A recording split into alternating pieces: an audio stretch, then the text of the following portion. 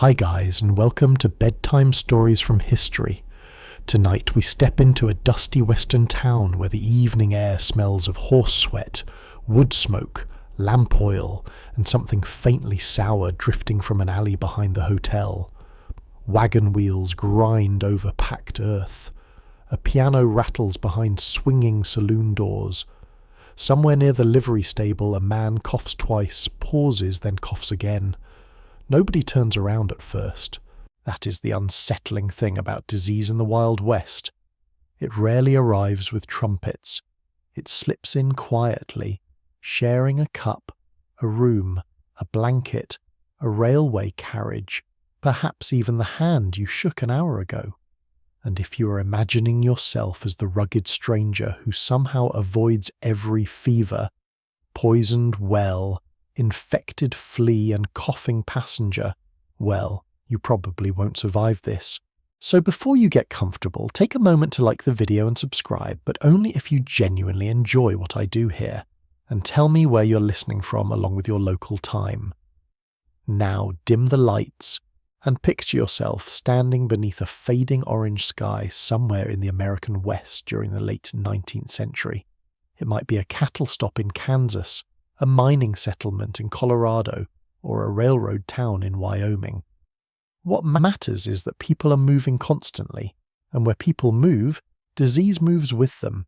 You hear boots on wooden sidewalks and the slap of reins against a tired horse. A woman carries a basket toward a general store. Children chase one another past a water trough. The town looks busy, ordinary, almost cheerful. Then you hear that cough again. Perhaps it comes from a traveller newly arrived by stage, perhaps from a railway worker sleeping in a crowded bunkhouse, perhaps from a child whose mother insists it is only a cold. At this moment nobody can see bacteria or viruses. Germ theory is gradually transforming medicine in the 19th century, but understanding spreads unevenly, especially across distant communities where older explanations remain familiar. Bad air, foul smells, weather, personal weakness, divine judgment, and simple bad luck may all be blamed. You do not have a laboratory around the corner. You do not have an emergency department or a pharmacy stocked with carefully tested medicines. You have neighbours, rumour, a local doctor if the town is fortunate, and remedies ranging from sensible rest to astonishing liquids sold with very confident labels. The first warning is often gossip. At breakfast, someone says a railroad man has taken sick at the hotel. By noon, 2 people are feverish. By evening, the story has grown. 5 are dying, says one man. Nobody is dying, says another. It is spoiled meat. It is swamp air. It came from soldiers. It came from the river. Rumour outruns any stagecoach. A firmly established feature of many rapidly growing Western settlements is inadequate sanitation. Towns can expand faster than wells, drainage, waste removal, and medical services. Human waste, animal manure, kitchen scraps, and standing water may sit uncomfortably close to places where people eat, sleep, and draw water. You notice all of this only after sickness becomes a possibility. Yesterday, the muddy ditch beside the street was merely unpleasant. Tonight, you stare at it differently. Yesterday, the communal dipper beside a water barrel seemed convenient. Tonight, you wonder how many mouths have touched it. Yesterday, the hotel room packed with travellers was lively. Tonight, it feels like a box with too little air and too many strangers. Fear alters ordinary objects. A cup becomes suspicious. A handshake becomes suspicious. Even a friendly cough across a poker table suddenly seems to have ambitions. The saloon fills with theories. The general store becomes a place where people buy flour, coffee, soap, patent medicine, and reassurance in roughly equal quantities. The hotel keeper insists everything is perfectly safe. He says this while quietly changing the bedding upstairs. Someone suggests isolating the sick. Another resident protests that quarantine will frighten travellers away. A cattle dealer worries about missed shipments. A mother worries about her children. The doctor worries about everything. Historians still argue whether some frontier communities responded more effectively than their reputations suggest, because surviving records are uneven and dramatic failures are often better documented than quiet competence. One town might organize quickly, while another delays until illness is impossible to deny. Leadership, money, geography, prejudice, medical knowledge, and chance all shape what happens next. And then there are the strange little habits that make everyday history feel intimate. In some households, people burn strong-smelling substances because they believe cleansing the air may protect them. Vinegar, sulfur, herbs, smoke, and other pungent materials can become part of the defensive atmosphere. Whether useful or not, the smell itself may provide comfort. It gives you something to do when invisible danger arrives, so you imagine a room with windows cracked open to the night. A dish of vinegar sits near the bed. Someone has placed sliced onions on a plate because a neighbour swears by them. Another person carries a bottle whose label promises relief from nearly every known complaint and perhaps a few not yet invented. It's easy to smile at such remedies from a modern bedroom, yet the people around you are improvising with incomplete information. Some treatments are useless, some are harmful. Others, such as rest, clean water when available, ventilation and isolation, may help for reasons people only partly understand. Outside, the town grows quieter. A wagon that usually arrives before sunset does not appear. Someone says the driver turned back after hearing rumours. The school teacher considers whether children should gather in the morning. A church elder wonders about Sunday services. The undertaker, who would prefer not to be included in this conversation, checks his supplies. You walk along the main street and notice lamps glowing behind curtains. Horses shift in their stalls. Somewhere a baby cries, then settles. The frontier is often remembered through gunfights, cattle drives, sheriffs, outlaws, and vast empty landscapes. But most people spend far more time worrying about food, water, children, work, weather, and sickness than they do dodging bullets at high noon. Disease is less cinematic than a duel, yet it can shut down a town far more effectively. And the unsettling part is that nobody yet knows how serious this sickness will become. Perhaps the coughing traveller recovers, perhaps he does not. Perhaps tomorrow morning another household is ill, and then another. Perhaps people begin looking toward the railroad tracks, wondering who arrived yesterday and where they slept. You stand in the cool darkness listening to a distant locomotive whistle beyond the prairie. It sounds lonely. It also sounds like a warning, because the same roads and rails that bring letters, medicine, tools, relatives, newspapers, and opportunity can carry something else from settlement to settlement, something too small to see and far too patient to hurry. And by morning, you are going to learn just how quickly sickness can travel across the West. The locomotive whistle fades into the darkness, but its meaning stays with you. By dawn, the town is stirring. A station agent unlocks the depot. A teamster checks a wagon. A woman pours coffee while watching the road. Nobody knows whether the sickness from last night is one household's trouble or the beginning of something larger. That uncertainty is familiar across the 19th century West. Movement drives expansion. People arrive by wagon, stagecoach, steamboat, horse, and increasingly by rail. Soldiers move between forts. Miners chase new strikes. Cattle crews push herds toward shipping points. Families cross enormous distances carrying bedding, cooking pots, letters, and hopes. They also carry microbes. You cannot see them boarding the train. A passenger steps into a crowded carriage after feeling slightly feverish. He thinks he's tired. Another traveller drinks from a shared cup. A child leans against a seat cushion. Someone sneezes into a handkerchief and folds it away. Nothing looks dramatic. That is precisely the problem. One central reality of epidemic history is that transportation networks accelerate infectious disease. Cholera, smallpox, influenza, typhoid, and other illnesses repeatedly follow patterns of human movement. In Western communities, roads and rails create connections that bring prosperity and danger together. You sit beside a window as the train begins to move. The wheels settle into their steady rhythm. Wooden buildings slide away. Prairie opens on either side. Inside the carriage, strangers breathe the same warm air. A salesman tells a story.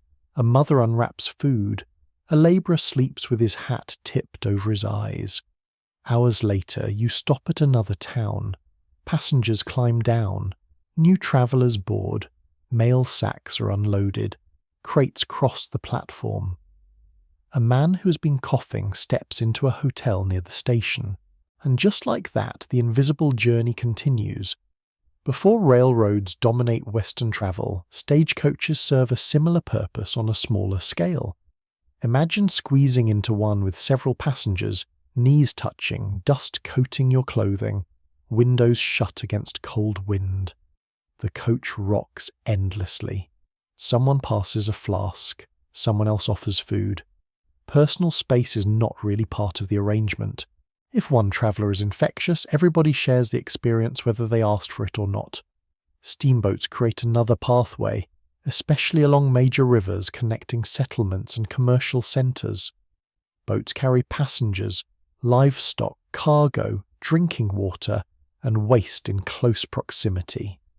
During cholera outbreaks, this combination can be particularly dangerous because contaminated water allows disease to move with frightening efficiency. You arrive at a river landing and smell mud, coal smoke, wet rope, and animals. Dock workers shout, crates scrape over planks, travellers hurry aboard. Nobody announces that a microorganism may be joining them.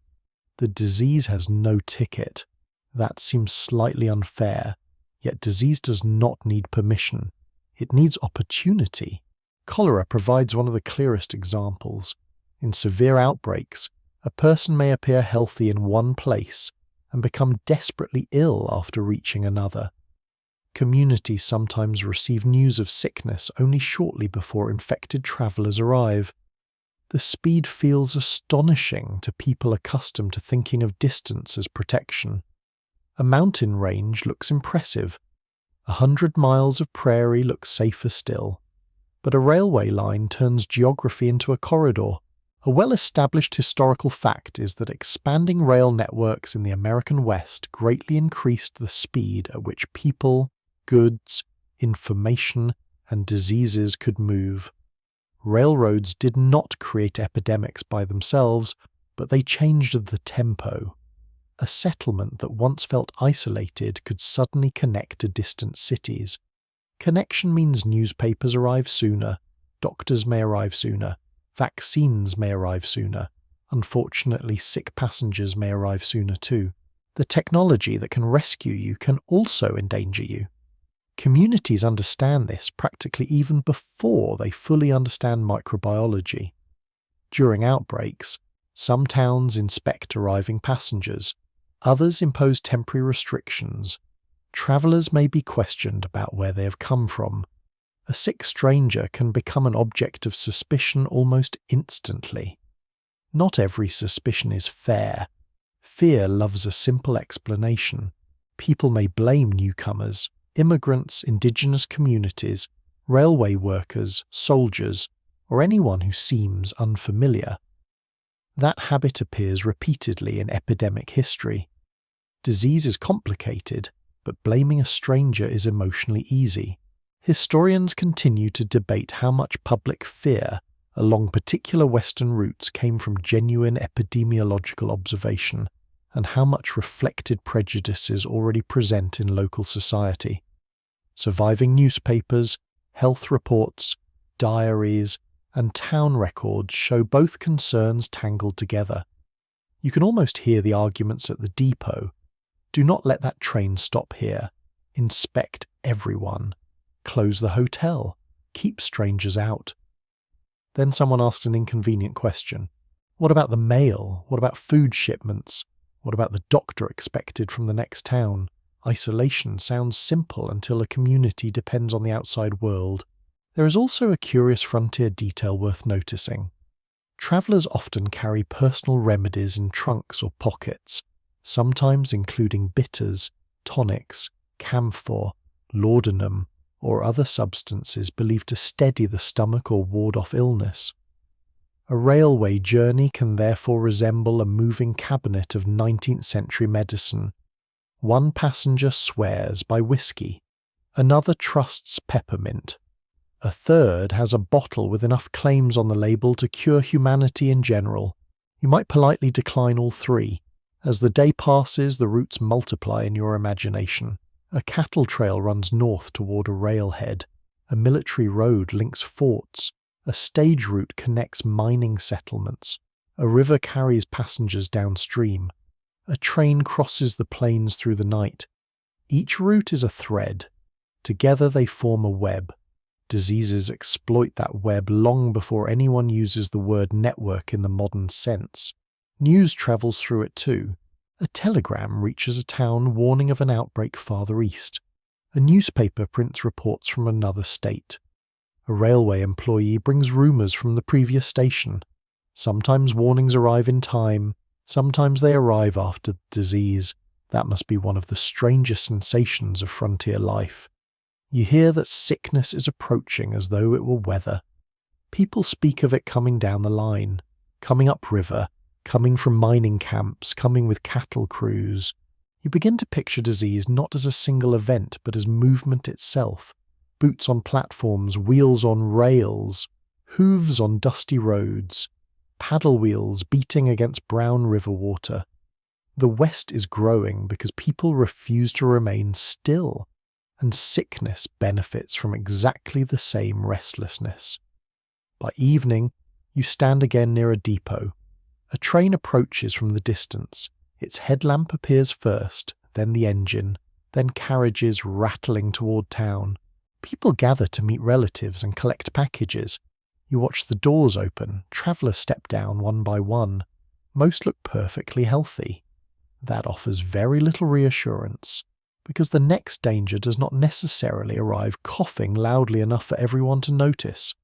Sometimes it comes in a water barrel, sometimes in a crowded bunkhouse, sometimes in the hands of someone who feels fine, and sometimes, as you're about to discover, the most dangerous place is not the railroad at all. It is your own home. It is your own home. By the time you close the door behind you, the sounds of the street become muffled. Wagon wheels, voices outside the general store, and distant hammering from a stable fade beneath the quieter sounds of a sick room. A person is breathing unevenly in the bed. Perhaps it is your brother, perhaps your child, perhaps the hired hand who came in yesterday complaining of chills and insisted he could still work. Now he lies beneath heavy blankets while a basin of water sits on a chair nearby. The room smells of sweat, damp cloth, wood smoke, and whatever remedy someone recommended that morning. Outside, an outbreak is a rumour. Inside, it has a face. You touch the patient's forehead. It feels too warm. You wring out a cloth and place it across the skin. There is no digital thermometer, no laboratory report, no reassuring screen displaying numbers. You watch breathing. You ask about thirst. You notice whether the patient can sit up and whether food stays down. Every observation matters. In many frontier households, nursing is performed at home because hospitals are distant, small, expensive, or simply absent. Family members, neighbours, midwives, and local caregivers shoulder much of the work. That is a basic feature of everyday medical life in much of the 19th century West. You become nurse because there may be nobody else. The work begins quietly. You heat water on the stove, you wash cups, you carry out soiled bedding, you prepare broth, you sweep the floor even though sweeping seems absurd when everyone is worried about fever. Still, routine gives the hands something to do. A sick room is full of small tasks. The patient wants water, then the patient does not want water. Then everyone argues about whether too much water is wise. Advice changes depending on who enters the house. A neighbour recommends keeping the room warm. Another insists on fresh air.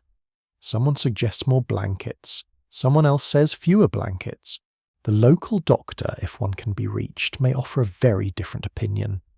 You discover that frontier medicine is not only about what people know, it's also about what people believe they know with tremendous confidence. That part feels surprisingly modern. The bed itself becomes the centre of the household. Meals are quieter, children are told not to enter. A chair stays beside the mattress for whoever takes the next watch. At night, an oil lamp burns low while someone listens for movement. Sleep comes in fragments. You drift off sitting upright, then wake when the patient coughs. Families often try to isolate the ill person as best they can, but frontier houses make this difficult. Many homes have only 1 or 2 rooms. Cabins can be cramped. Boarding houses place strangers almost shoulder to shoulder. Privacy is a luxury, and separate bedrooms may be impossible. So isolation might mean a curtain. It might mean moving children to a neighbour's house. It might mean putting the patient in the far corner of the room and hoping distance helps. You would probably prefer a modern guest room with its own bathroom. The frontier is not interested in your preferences. Laundry becomes another problem. Sheets, shirts, towels and blankets absorb sweat and other bodily fluids. Someone must handle them. Women most often perform this labour in the household, hauling water, heating it, scrubbing fabric and hanging it to dry. During an outbreak, the work becomes relentless. You carry a bucket from the well and feel the handle bite into your fingers. Then you remember the conversations about contaminated water. Now even washing feels uncertain. Food presents its own challenge. A feverish patient may refuse solid meals, so families offer broths, gruels, toast, milk when available, tea, or whatever seems gentle enough. There are no neat cartons of electrolyte solution waiting in a cupboard. You improvise. Sometimes that improvisation helps. Sometimes it does very little. And occasionally it becomes wonderfully strange. One curious domestic practice found in different 19th century communities is the use of strong-smelling substances around the sick, including vinegar, camphor, herbs, or aromatic mixtures. People may dab them on cloth, place them near beds, or carry them in small containers because they believe the scent can purify dangerous air. The room may therefore smell less like a hospital, and more like an aggressively seasoned pantry. You try not to complain. Some households also depend on inherited remedies passed through generations. A grandmother knows which tea is used for chills. A neighbour remembers what helped during the last fever season. A midwife may have practical knowledge earned from years of tending families. Not all such knowledge is foolish. Some practices provide comfort. Some encourage hydration or rest. Others are neutral, and some are dangerous. That uncertainty is part of the experience. Scholars continue to disagree about how sharply ordinary frontier families separated folk medicine from professional medicine, because the boundary was often less clear than modern labels suggest. A trained physician might recommend remedies resembling household treatments, while families might combine medical advice with traditions brought from Europe, Mexico, indigenous communities, or earlier generations of American settlement. You rarely choose one system and reject all others. You use what is available. By afternoon the room feels too warm. You open the door briefly. Sunlight stretches across the floorboards. Dust floats in the beam. From outside comes the smell of horses and baking bread. For a moment, ordinary life seems very close. Then the person in bed stirs. You turn back immediately. Time behaves strangely when you are caring for someone sick. Minutes become long, days blur. You measure life in cups of water, damp cloth, spoonfuls of broth, and the intervals between coughing. A knock comes at the door. It is a neighbour with food. They do not enter. Perhaps they are afraid. Perhaps they have someone vulnerable at home. Perhaps they simply understand that kindness sometimes means staying on the porch. They leave a covered dish and step away. You thank them through the doorway. This is another side of epidemic life that rarely appears in dramatic frontier stories. Communities can become suspicious, but they can also become cooperative. People bring meals, they watch children, they sit with patients, they lend bedding or firewood. When formal institutions are weak, neighbours become infrastructure. But that closeness carries risk. The person bringing soup may become sick next. The relative sitting through the night may wake with a sore throat. Care itself can become exposure. You begin to understand why outbreaks move through households so efficiently. Affection keeps people close when distance might be safer. It is a cruel contradiction. The patient finally sleeps. You lower the lamp. The room settles. For the first time all day, you hear the water bucket beside the wall. Just water. Clear, ordinary, familiar water. You think of the well outside, the bucket rope, the muddy street, the privy behind the house, and the drainage ditch running after yesterday's rain. Suddenly, the most ordinary thing in the room begins to look dangerous, and tomorrow you are going to learn why. The water bucket waits by the wall, but before you can decide whether to trust it, there is another knock at the door. This time, it is the doctor. Or at least you hope it is. In a growing western town, medical care can come in many forms.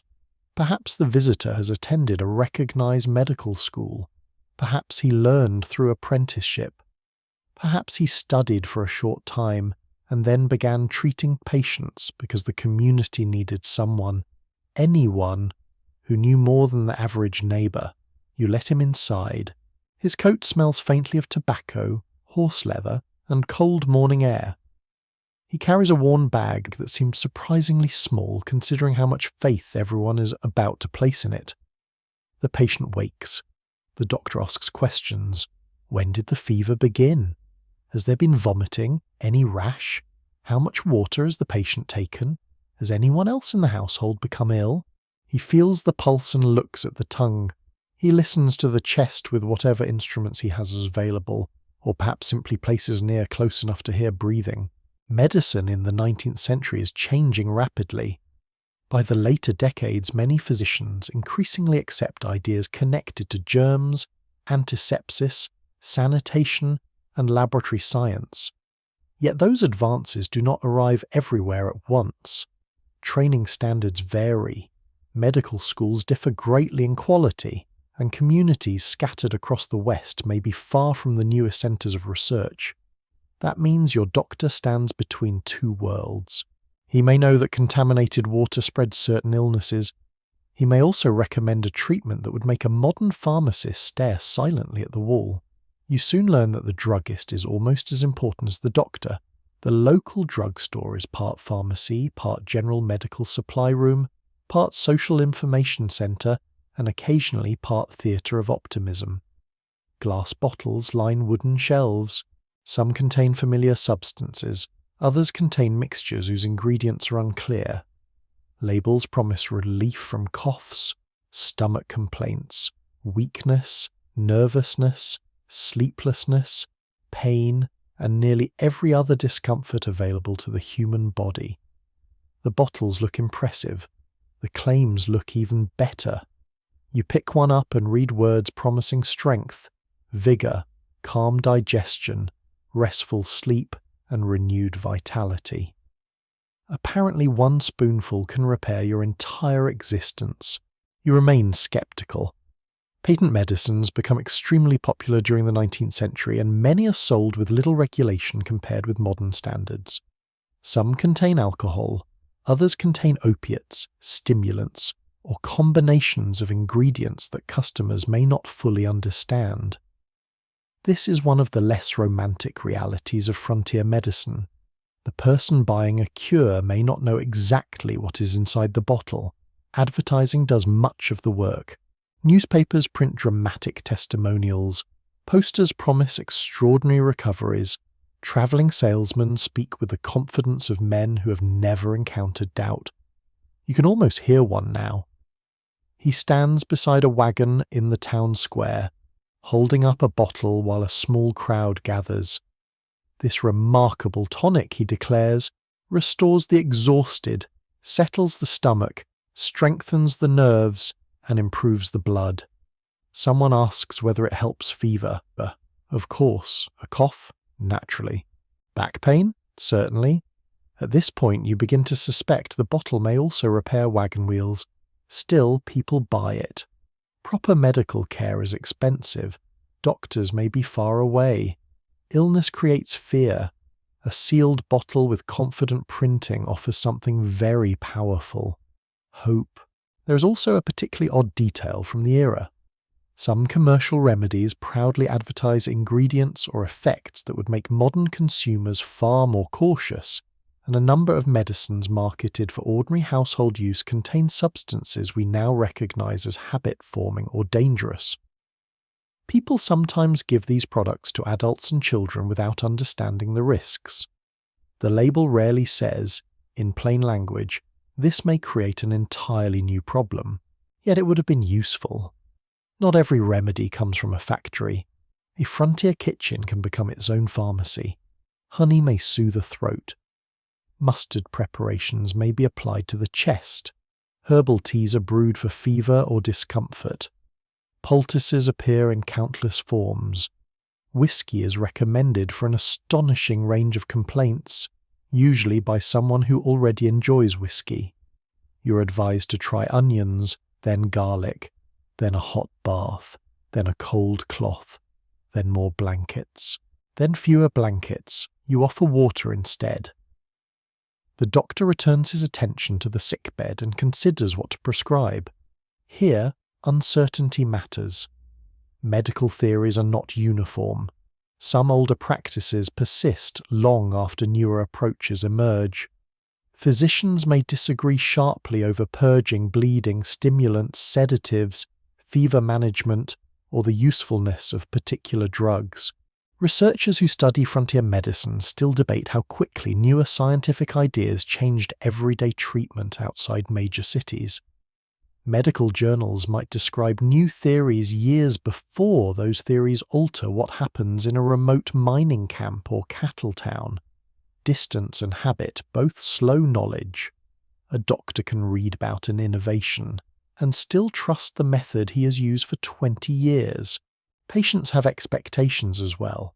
Some families believe a good doctor must do something noticeable. A prescription, a powder, a bottle, a blistering preparation, anything that proves treatment has begun. Telling a worried household to provide clean water, rest and time may sound disappointingly simple. You want action. Illness encourages action even when action is unnecessary. That is one reason miracle cures flourish. You walk later to the drugstore with a folded note from the physician. A bell rings as you open the door. Inside, the air smells of soap, dried herbs, alcohol, wood, and chemicals you cannot identify. The druggist reads the note. He measures a liquid carefully. Perhaps he knows the doctor well. Perhaps they disagree constantly. In a small town, professional rivalry can fit comfortably onto one street. Behind you, another customer asks for something to prevent infection. The druggist offers advice. Wash carefully. Avoid sick households if possible. Keep drinking water clean. Then he gestures toward a bottle that supposedly strengthens the constitution. Practical guidance and dubious commerce sit on the same shelf. That mixture defines much of the medical world around you. Knowledge exists. So does confusion. Experience exists. So does advertising. Compassion exists. So does profit. And somewhere between them, ordinary people try to stay alive. You return home as evening settles over the town. The medicine bottle feels cool in your hand. You place it beside the bed. The patient asks what is in it. You look at the label. You're not entirely sure. Outside, a wagon passes through a muddy patch and water splashes toward the roadside ditch. You hear the splash clearly. Then you look again at the drinking cup. Doctors and druggists can offer powders, tonics, and advice. But if the water feeding the whole town is contaminated, no bottle on the shelf is going to solve the real problem. And the well outside is waiting. And the well outside is waiting. At first glance, it looks harmless. A wooden frame stands above a dark opening in the ground. A rope hangs from a pulley. A bucket knocks softly against the stones as someone lowers it into the cool darkness below. This is where families come for drinking water, cooking water, washing water, and sometimes the water used to care for the sick. You step closer. The earth around the well is damp from spilled buckets. Wagon ruts cut through the street nearby. Horses stand tied to a rail. Behind several houses sit privies, rubbish piles, animal pens, and shallow drainage channels that carry whatever the rain decides to move. Suddenly, the arrangement feels less charming. Water is one of the great daily concerns of frontier life. A household may depend on a well, spring, creek, river, cistern, or barrels hauled into town. In crowded settlements, the harder problem is not finding water, but finding water that is actually safe. You cannot tell by looking. Clear water can still carry disease. That fact is obvious to you now, but it is not obvious to everyone standing beside the pump in the 19th century. The idea that microscopic organisms can pass through water gains increasing scientific support during the century, yet local understanding remains uneven. People often judge water by taste, smell, and appearance. If it looks clean, they drink it. If it smells foul, they avoid it. Unfortunately, bacteria are not required to smell rude. Cholera and typhoid are especially dangerous because contaminated water can spread them through entire communities. When human waste reaches a water source, one sick person can unknowingly help infect many others. The route can be absurdly simple. A privy leaks into the soil, rain falls, waste moves toward a shallow well, someone draws a bucket, a family drinks. Nothing about the water announces what has happened. This pattern is firmly established in 19th century epidemic history. Rapidly growing towns often struggle to build sanitation systems at the same pace as houses, businesses, stables, hotels, and boarding rooms. Where formal sewer systems are absent, waste must go somewhere, and somewhere is often distressingly close to the water supply. You begin walking through town with new eyes. Behind the hotel, a barrel catches rainwater from the roof. Near the stable, manure lies in a dark heap. A butcher rinses equipment beside a drainage ditch. A laundrywoman empties cloudy water onto the ground. Children splash through mud after a brief shower. Everything flows downhill. That sentence becomes increasingly uncomfortable once you know where the well is. The town council may already be arguing about it. One man insists the well has served everyone for years without trouble. Another says the water tastes strange. A shopkeeper complains that moving the public pump will hurt business. Someone proposes digging deeper. Someone else objects to the expense. And there, beneath all the practical arguments, sits a larger problem. Who is responsible for keeping a town healthy? In a small settlement, there may be no permanent health department. Rules can be improvised during a crisis. Local officials may order wells cleaned, privies moved, streets drained, or rubbish removed, but enforcing those decisions is another matter. People dislike being told what to do on their own property. That seems to be one historical tradition that survives beautifully. There are also curious attempts to judge water quality without modern tools. People may rely on clarity, odour, sediment, taste, or visible contamination. Some communities clean wells or treat water with substances believed to purify it. Sometimes these efforts help. Sometimes they merely make dangerous water look more respectable. A peculiar habit in some places is to flavour unpleasant water with coffee, tea, spirits, or other strong tastes. The logic is understandable. If water tastes awful, disguise it. Sadly, coffee does not negotiate with typhoid. You carry a bucket home anyway. It is heavy. The handle presses into your palm. Water is needed for drinking, cooking, bathing, cleaning, laundry, animals, and nursing. During an outbreak, demand increases at exactly the moment people become most suspicious of the source. Boiling water can make it safer when contamination is biological, but fuel costs time and money. Firewood must be cut, purchased, or carried. A large household may need many gallons. You set a pot on the stove. The room warms. Steam gathers above the surface. This simple act may protect the family far more effectively than the expensive bottle beside the bed. Yet habits do not change instantly. Researchers still disagree about how quickly ordinary Western households adopted boiling and other water precautions during particular outbreaks, because official advice does not always reveal what people actually did at home. Newspapers might recommend one practice while diaries show another. Some families follow instructions carefully. Others distrust officials or cannot afford the extra fuel. Practical limits matter. If you are exhausted, poor, caring for sick children, and carrying every bucket yourself, perfect sanitation becomes difficult. The patient in the next room asks for water. You pour some from the boiled pot after it cools. For once, the action feels almost modern. Outside, however, the street remains 19th century. A summer storm begins. Rain taps on the roof, then runs harder. You step to the doorway. Water rushes along the edge of the road, carrying straw, manure, ash, food scraps, and mud. It disappears around a corner toward the lower part of town. You follow it with your eyes. The public well stands not far away. Now the danger is visible in a way it was not before. Not the microbes themselves, of course. You still cannot see those. But you can see the path. The town has been built for speed, not cleanliness. Buildings appear quickly. Businesses open quickly. People arrive quickly. Waste accumulates just as quickly. There is something almost unfair about it.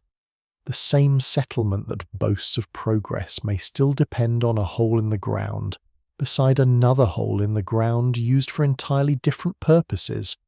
You would like greater separation between the two. So would your stomach. As evening comes, a notice appears near the general store. Do not drink from the lower well.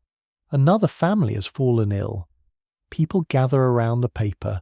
Some believe it immediately, others scoff. One elderly resident says he has drunk from that well for 20 years and never had a problem. A younger man quietly points out that several people who drank from it yesterday are now sick. The argument continues. That is how public health often enters everyday life. Not as a grand scientific revelation, but as a dispute beside a notice nailed to a wall. You return home carrying another bucket. This one came from farther uphill. The walk has tired your arms. Still, you feel oddly relieved. Then you notice a small piece of paper pinned to the door across the street. A warning. A family inside has been ordered to remain at home. The well has taught you that disease can move through water. Now the town is about to try something much harder. It is going to stop people from moving at all. The warning paper across the street flutters in the evening breeze. For a moment nobody approaches it. Then someone whispers the word that changes the mood of the entire block. Smallpox. You feel the name before you fully process it. People in the 19th century know smallpox well enough to fear it. Unlike an unfamiliar fever that might pass quietly through a household, smallpox carries a reputation built across generations. It can bring high fever, exhaustion, painful skin eruptions, lasting scars, blindness in some survivors, and death in severe cases. Even the rumour of it can empty a room. You look toward the house across the street. The curtains are drawn. A lamp glows faintly behind one window. Yesterday, children played near that doorway. Today, nobody walks close to it. This fear is not irrational. Smallpox remains one of the most dreaded infectious diseases of the era, and outbreaks repeatedly strike communities across North America. Vaccination has existed since the beginning of the 19th century, following Edward Jenner's earlier work with cowpox, but access, quality, acceptance, and organisation vary enormously. In a wealthy eastern city, vaccination might be easier to obtain. In a remote western settlement, things become less predictable. Perhaps a physician carries vaccine material. Perhaps a military post has supplies. Perhaps someone has to send urgently to another town. Perhaps the vaccine arrives too late. That uncertainty is enough to keep everyone watching the road.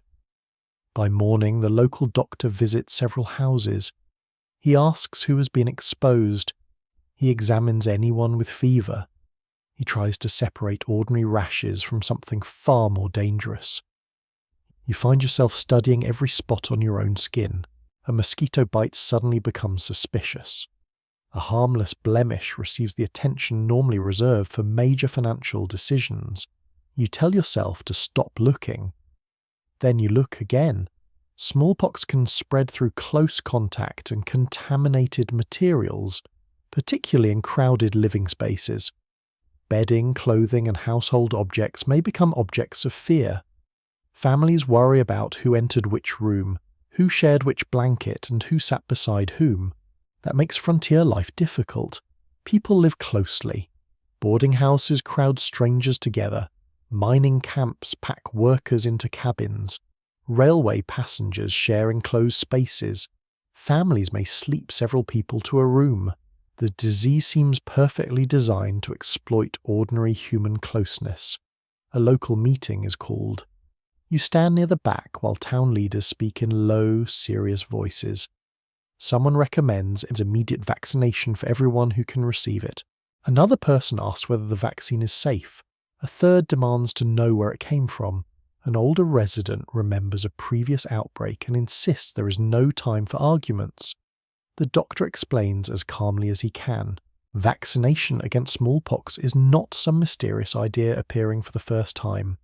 By this period, communities in many parts of the world have decades of experience with it. Yet the procedure is not standardized in the way you would expect from modern medicine. Vaccine material can lose effectiveness during transport. Storage can be difficult. Technique matters, and rumor does not help.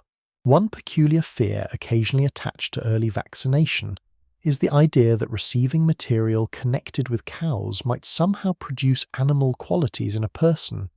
Satirical images in earlier decades even imagined vaccinated people sprouting cow-like features. You glance at the doctor. He appears entirely human. This is reassuring. Still, frontier gossip has considerable stamina. People tell one another stories about swollen arms, bad reactions, ineffective doses, and mysterious consequences. Some are based on real complications. Some are exaggerations. Some become increasingly impressive each time they cross a saloon. The result is a familiar tension. You fear the disease. You may also fear the protection offered against it. Historians continue to examine how resistance to smallpox vaccination in different Western communities was shaped by several forces at once, including distrust of officials, religious concerns, previous bad experiences, practical difficulty, and simple uncertainty about medical quality. It is rarely enough to describe everyone who hesitates as ignorant. People make decisions from the information available to them. Unfortunately, the virus does not wait for those decisions to become comfortable. A vaccination station is arranged in a room near the town office. You join the line. It moves slowly. People speak more quietly than usual. A mother holds a child against her shoulder. A miner jokes that he has survived cave-ins, winter storms, and terrible whiskey, so a small scratch cannot frighten him. When his turn comes, he suddenly becomes fascinated by the ceiling. You understand completely. The procedure is brief. There is no modern disposable syringe waiting in a sealed wrapper. Methods vary, but the skin may be scratched or punctured and vaccine material introduced. You watch the physician work carefully. Nobody enjoys it. Everybody watches. Afterward, you leave with instructions about what to expect. The town does not instantly become safe. Vaccination is not magic. People already exposed may still become ill. Others may have received ineffective vaccine material in the past. Some residents refuse the procedure entirely, and the disease is still moving through households.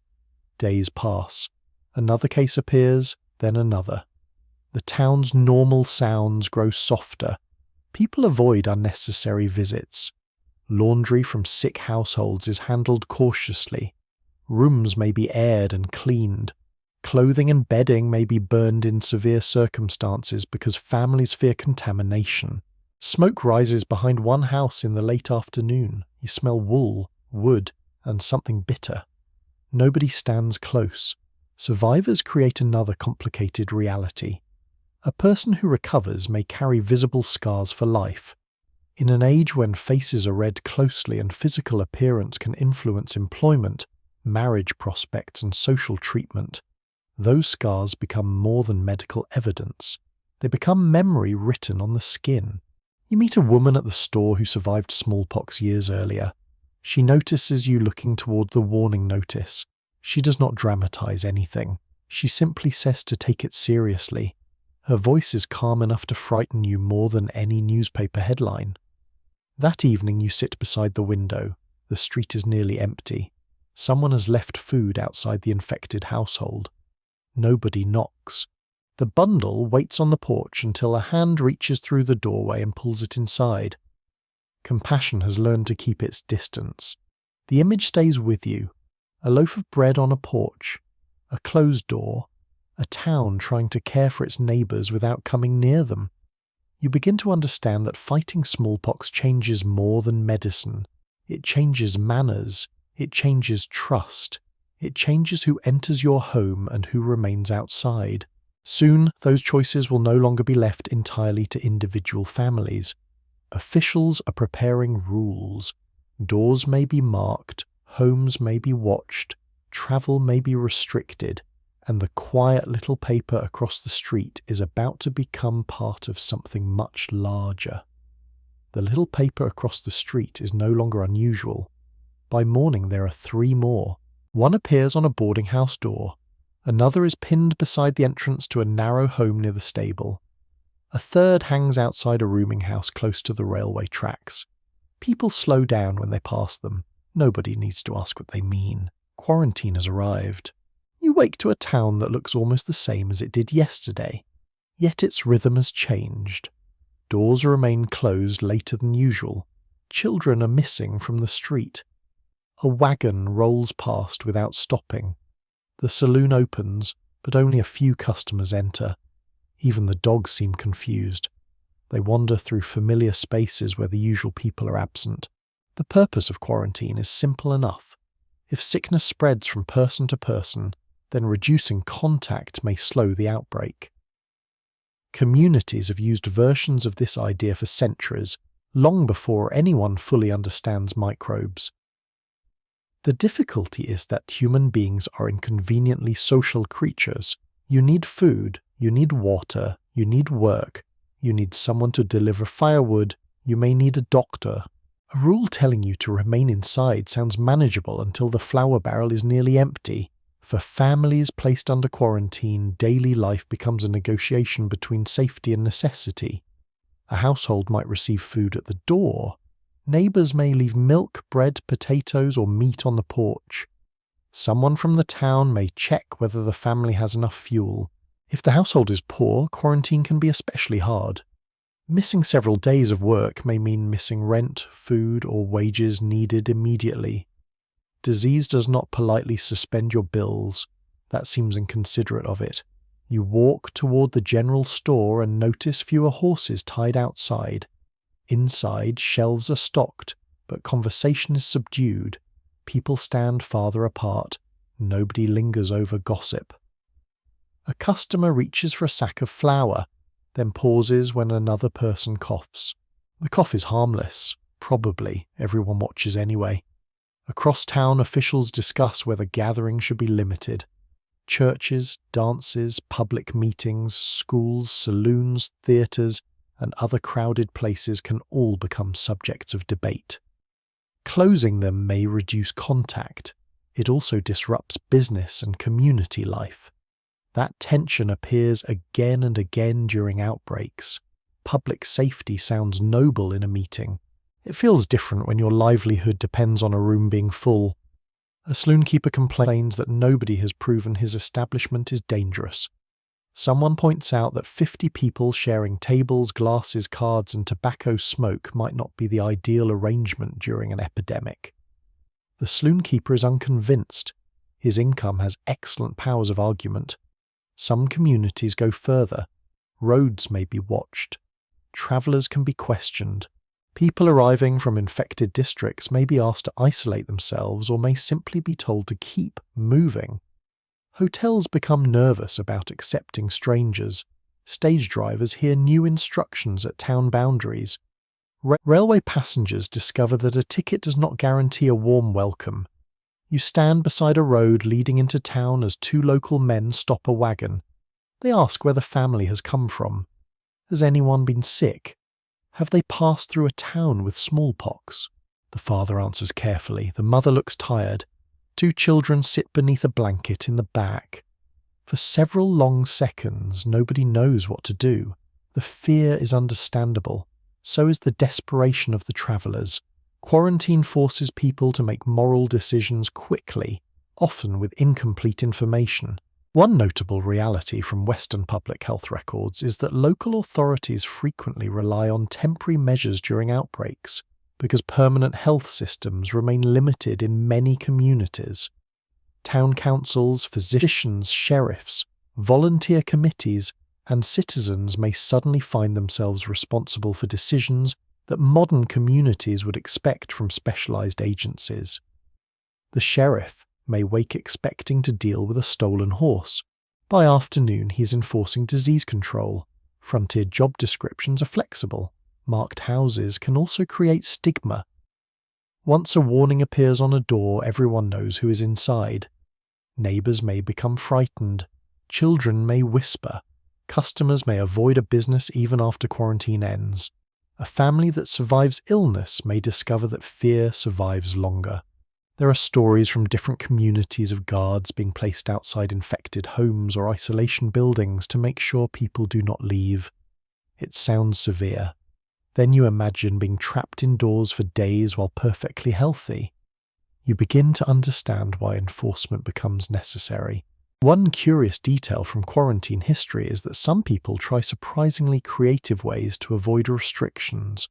They slip out through back doors, hide symptoms, give false travel histories, or arrange secret visits. Human beings can turn almost any public health measure into a game of hide and seek. The disease usually wins that game. A question scholars continue to explore is how consistently quarantine rules were actually enforced across Western settlements. Written orders can sound strict, but reality may be much messier. A town might announce broad restrictions while quietly making exceptions for workers, merchants, officials, or influential residents. Rules depend on people. People have friends. You can probably guess what happens next. The family across the street has now been inside for several days. You rarely see them. Once, a hand appears through the doorway to collect a basket. Another time, a doctor enters wearing the same serious expression he has carried all week. Nobody approaches him when he comes out. He walks directly toward the next house. The street itself feels different. Without crowds, you notice smaller sounds. A loose shutter taps against a wall. A horse chews slowly in a stable. Wind moves dust across the road. A church bell rings, but fewer people answer it. Perhaps services have been cancelled. Perhaps families are choosing to pray at home. The quiet is not peaceful exactly. It is cautious. That caution enters your own habits. You stop shaking hands. You avoid crowded rooms. You wash more often. You hesitate before accepting food from someone else's plate. You begin measuring distance without thinking about it. The outbreak has altered your behavior before anyone asks. Quarantine does something else as well. It changes time. Ordinary schedules lose meaning. School hours disappear. Sunday gatherings shrink. Businesses open irregularly. Visitors stop arriving. A week feels longer because every day resembles the one before it. Inside marked homes, that feeling must be stronger. You imagine sitting beside a window watching healthy people cross the street while you wait for permission to rejoin them. The frustration is almost as heavy as the fear, and yet, slowly, the rules may help. Fewer gatherings mean fewer opportunities for infection. Restricted travel may delay new cases. Families learn to leave supplies at doors rather than entering. The town begins to behave differently because it has no other choice. Then, one afternoon, you notice a schoolhouse standing silent. No children, no lessons, no chalk scratching across a board. You think about all the households where children are now staying close to parents, siblings, and grandparents. Some are bored, some are frightened, some are already sick.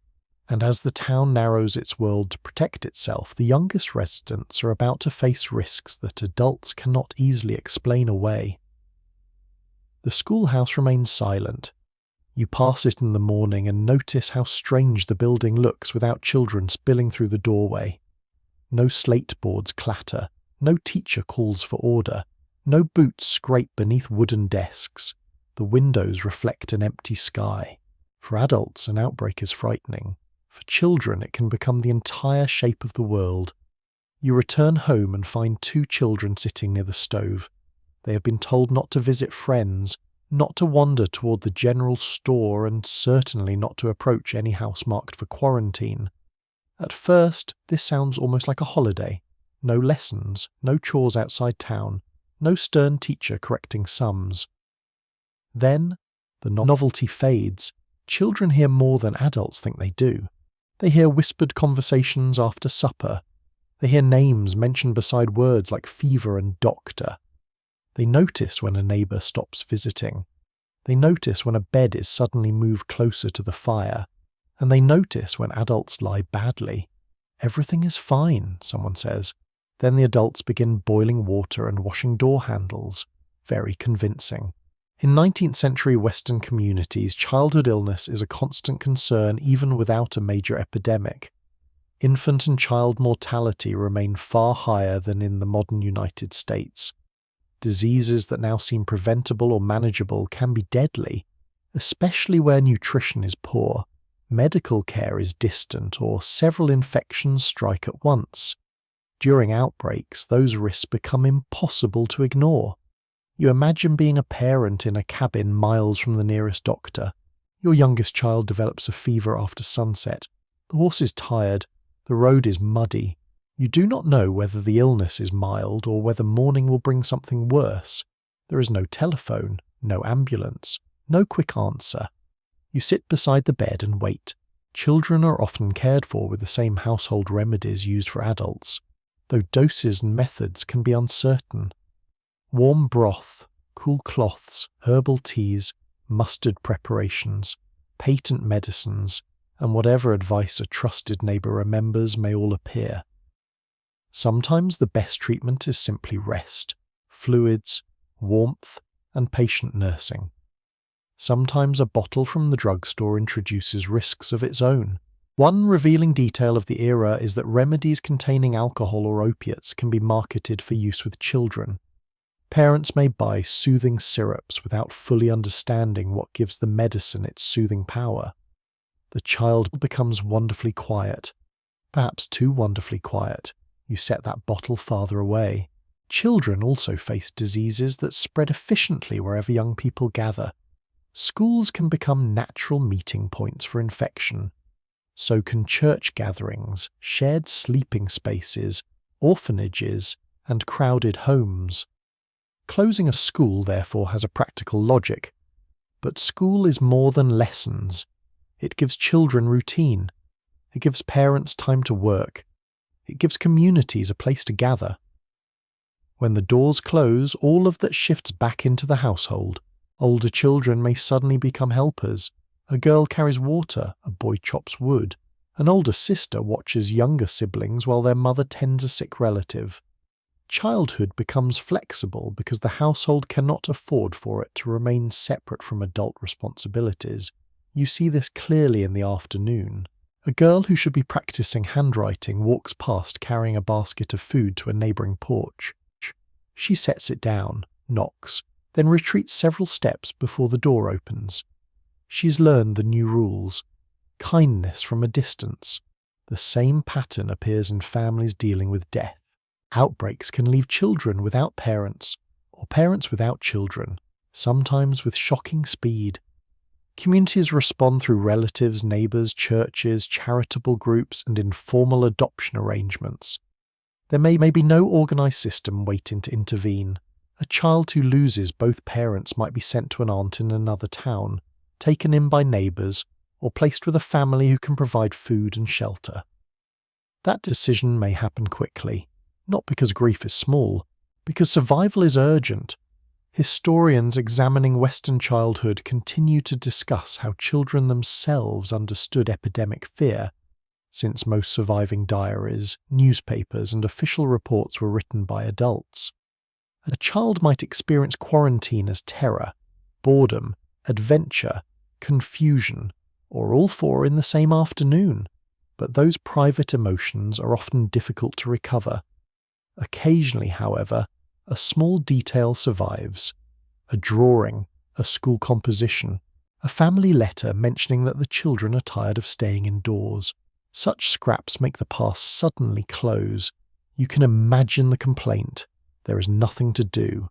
Adults have heard this sentence across every century. Even during an epidemic, boredom survives beautifully. Some children turn restrictions into games. A marked house across the street becomes forbidden territory. Messages are shouted from fences. Small toys are exchanged without entering one another's homes. A child may wave through a window at a friend who cannot come outside. It is a tiny act, yet it matters. Children make ordinary life wherever they can. Mourning customs also shape what they see. Black clothing appears, curtains may be drawn. Church bells sound differently when several families are grieving. Photographs can become especially precious because a family may possess very few images of a child who has died. In some 19th century families, memorial photography becomes part of mourning culture. The idea may feel strange to you now, but photography offers something deeply valuable in an era when many people have never owned a portrait at all. A single image can become the only visual memory left. You think about that while watching the empty schoolhouse. The desks are still there. A chalk lesson remains faintly visible on the board. Someone has written a row of numbers. The ordinary unfinished work is almost more moving than a grand memorial. Eventually, if cases begin to decline, children return. Not all at once.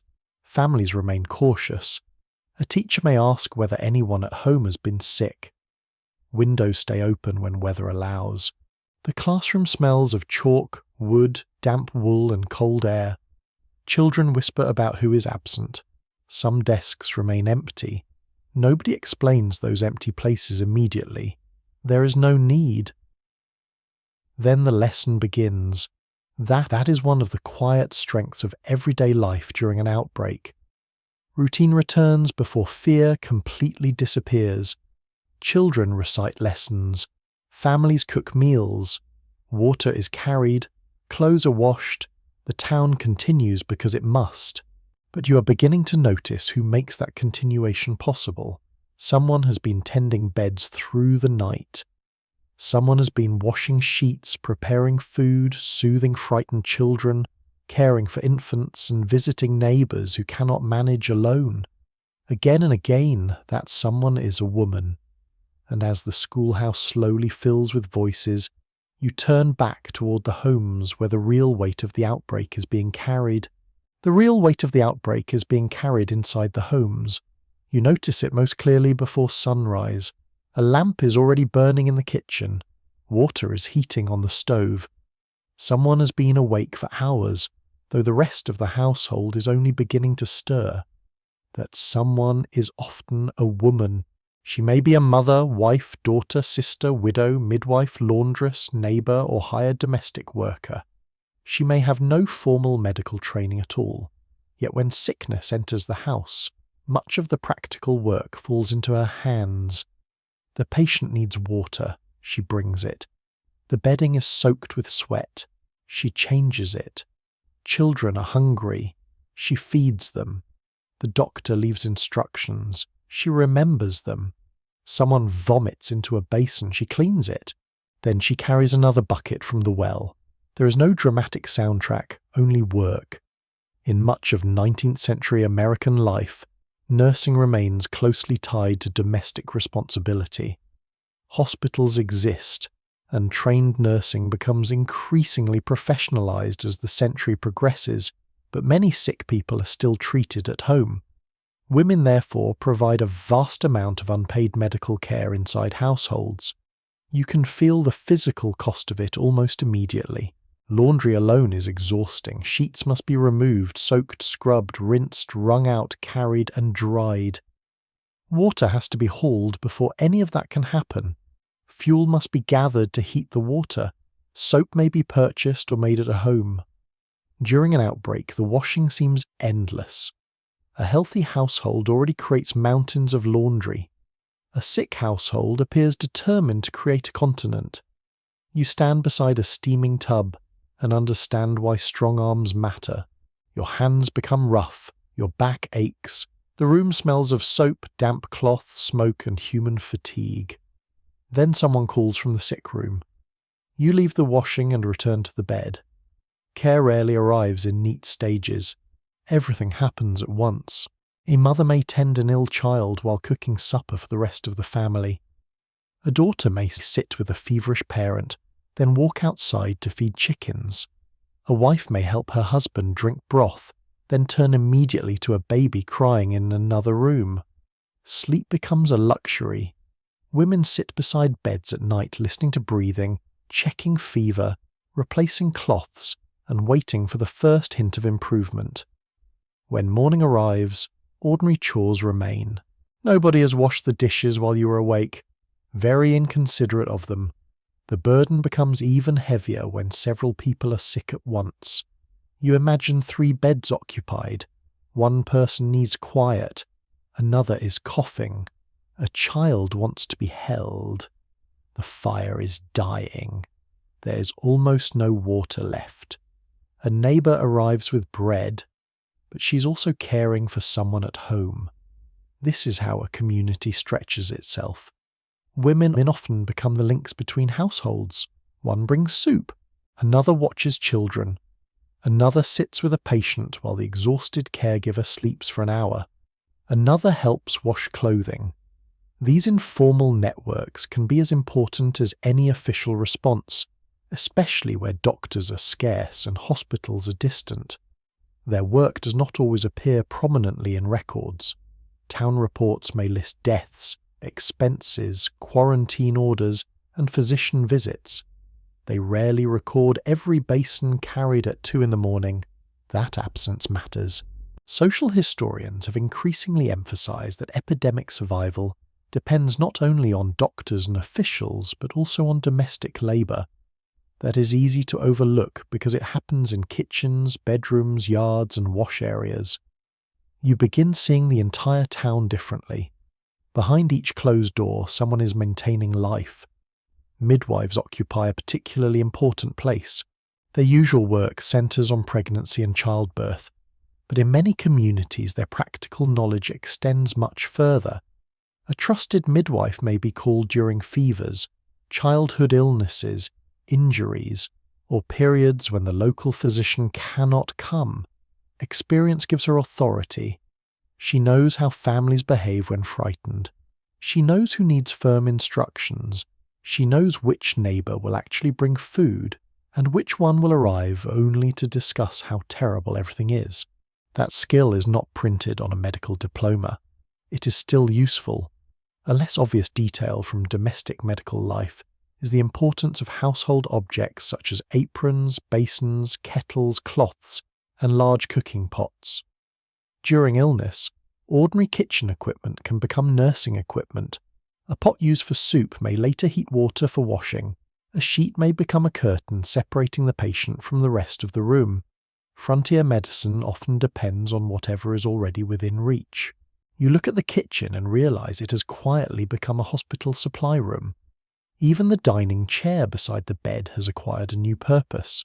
There are also emotional demands. A caregiver must appear calm when frightened children are watching. She may know that the patient is getting worse but still prepare breakfast. She may hear bad news from the doctor and then step into the next room to reassure someone else. Grief can be postponed because the stove still needs tending.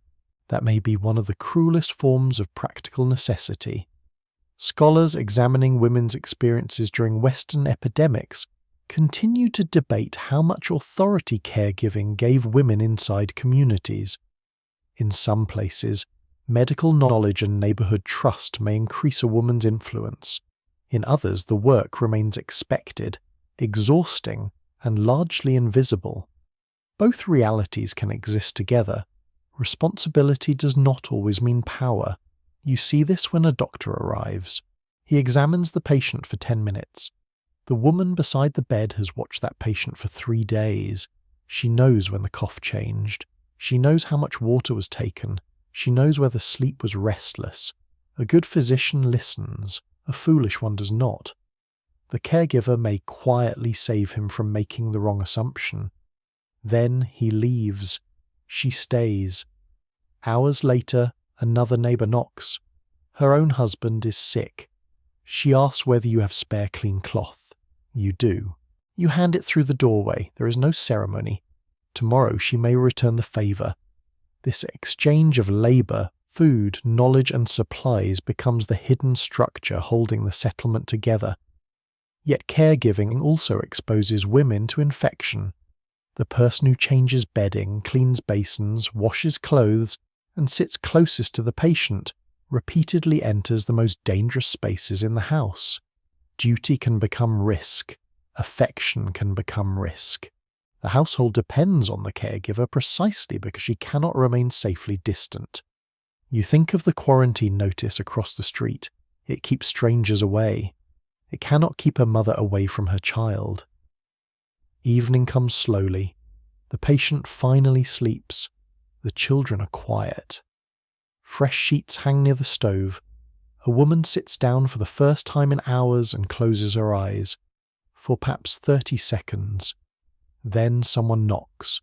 A miner from the edge of town has come looking for help. Several men in his camp are sick. The cabins are crowded, the water is questionable. Nobody has enough clean bedding. And suddenly, the hard work of one household is about to be repeated on a much larger and rougher scale. Out beyond the last row of houses, the mining camps are waiting. Out beyond the last row of houses, the mining camps are waiting. You reach one near dusk, after following a rough road that climbs between low hills scarred by shafts, spoil piles, and narrow trails. The air tastes of dust. Somewhere ahead, metal strikes rock with a dull, repeating rhythm. Men shout over wagon noise. A mule complains loudly about almost everything. The camp looks temporary even when people have lived here for years. Cabins lean against the slope. Canvas tents stand between them. A few larger buildings serve as boarding houses, stores, kitchens, or saloons. Smoke hangs low above the roofs. Mud collects around the busiest paths. You immediately understand why sickness likes this place. A mining boom can bring hundreds or thousands of people into a settlement before proper sanitation, housing, or water systems exist. Workers arrive quickly because a strike has been reported. Merchants follow. Cooks, laundresses, teamsters, labourers and fortune seekers pack into whatever shelter is available. Growth comes first. Cleanliness tries to catch up later. You step inside a bunkhouse. Beds are arranged close together. Some are simple wooden frames. Others are mattresses laid wherever space permits. Coats hang from nails. Blankets are shared, borrowed, and rarely washed as often as anyone would prefer. The smell is powerful. Sweat, tobacco, wet wool, lamp smoke, unwashed clothing.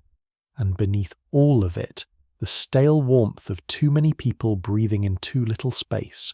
If one miner develops influenza, smallpox, or another contagious illness, the room provides plenty of opportunity for it to spread.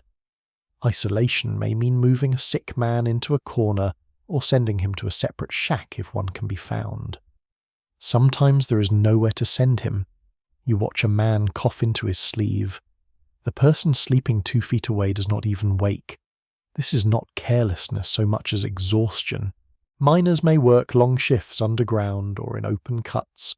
Their bodies are already strained by cold, dampness, dust, poor ventilation, injuries, and irregular meals. When sickness arrives, many try to continue working because missing a shift means losing wages. The body says rest, the rent says absolutely not. A familiar truth in mining history is that rapid settlement often produces unhealthy living conditions before civic services become established. Wells may be shallow. Streams may be polluted. Privies stand too close to living quarters. Refuse accumulates. Animals share crowded spaces with people, and mining itself can damage water.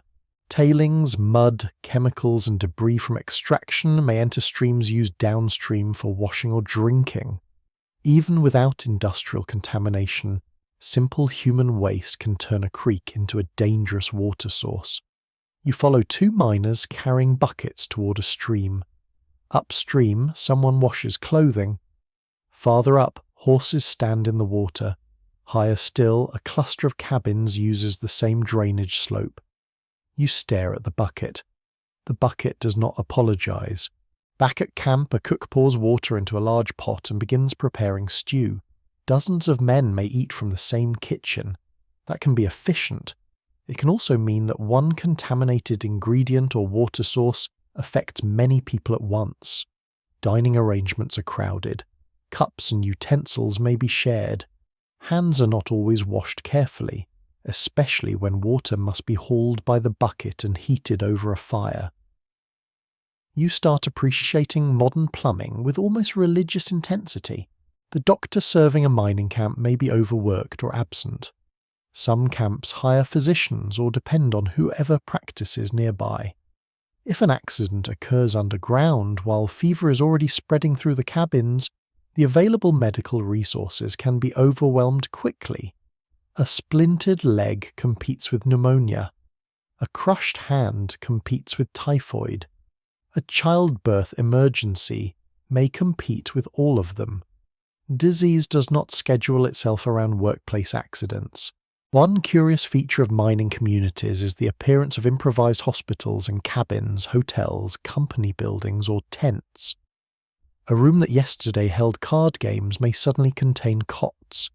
Tables become examination surfaces. Local women may organize meals and laundry. Frontier architecture is wonderfully adaptable when nobody asks too many questions. You enter one such room. Several men lie beneath blankets. A stove glows in the center. Someone has opened a window despite the cold because the air inside feels unbearable. A volunteer moves quietly from cot to cot carrying water. One patient asks when he can return to work. The answer is not soon enough to satisfy him. Outside, the mine whistle sounds. Healthy men gather their tools. The camp cannot simply stop. This creates one of the hardest decisions during an outbreak. Closing a mine may reduce crowding and contact, but wages disappear and production stops. Keeping it open may allow illness to spread through crews and bunkhouses. Owners, workers, physicians, and local officials do not always agree on what matters most. Researchers still wrestle with how much outbreak policy in particular mining districts was shaped by genuine medical judgment, and how much by economic pressure.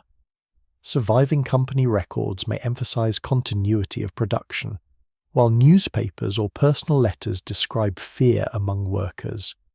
Economic necessity is not an abstract idea here. You see it on a miner's face when he admits he feels feverish, but says nothing to the foreman. He has a family elsewhere, he sends money home. If he stops working, they feel it. So he descends into the mine. Hours later, he shares a meal with 6 other men. By nightfall, he sleeps in the bunkhouse again. The chain continues. There is another problem. Mining camps are filled with people who move. A man may stay for 3 weeks, hear of a richer strike 50 miles away, pack his belongings, and leave the next morning. Others travel between camps, supply towns, rail stations, and ranches. When illness begins, some flee. They believe distance will protect them. Sometimes it does. Sometimes they carry the outbreak with them. The camp becomes a pump sending people outward along trails and wagon roads. You remember the locomotive from earlier. Different machine, same principle. Movement connects everything. As darkness settles, the mountain air becomes sharply cold. Lanterns appear between cabins. The saloon is quieter than usual. Several stools remain empty. Someone has nailed a notice beside the door asking anyone with fever to report to the physician. A few men laugh at it. Others read it twice. Then word arrives that another bunkhouse has 3 sick workers.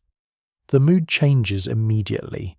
People begin counting beds, counting blankets, counting who shared meals with whom. You look around the camp and realize how fragile it is. A place built to extract wealth from the earth has very little reserve for keeping people healthy above it. And yet the miners are not the only communities facing disaster. Far beyond these cabins, indigenous nations have already endured waves of epidemic disease on a scale that changes families, trade, leadership, memory, and entire societies. The next trail leads there. The next trail leads farther than the mining camp. You leave behind the lanterns, the bunkhouses, the ringing of tools, and the smell of damp wool. The road opens into a wider landscape where settlements are fewer, distances are longer, and the history of disease becomes heavier.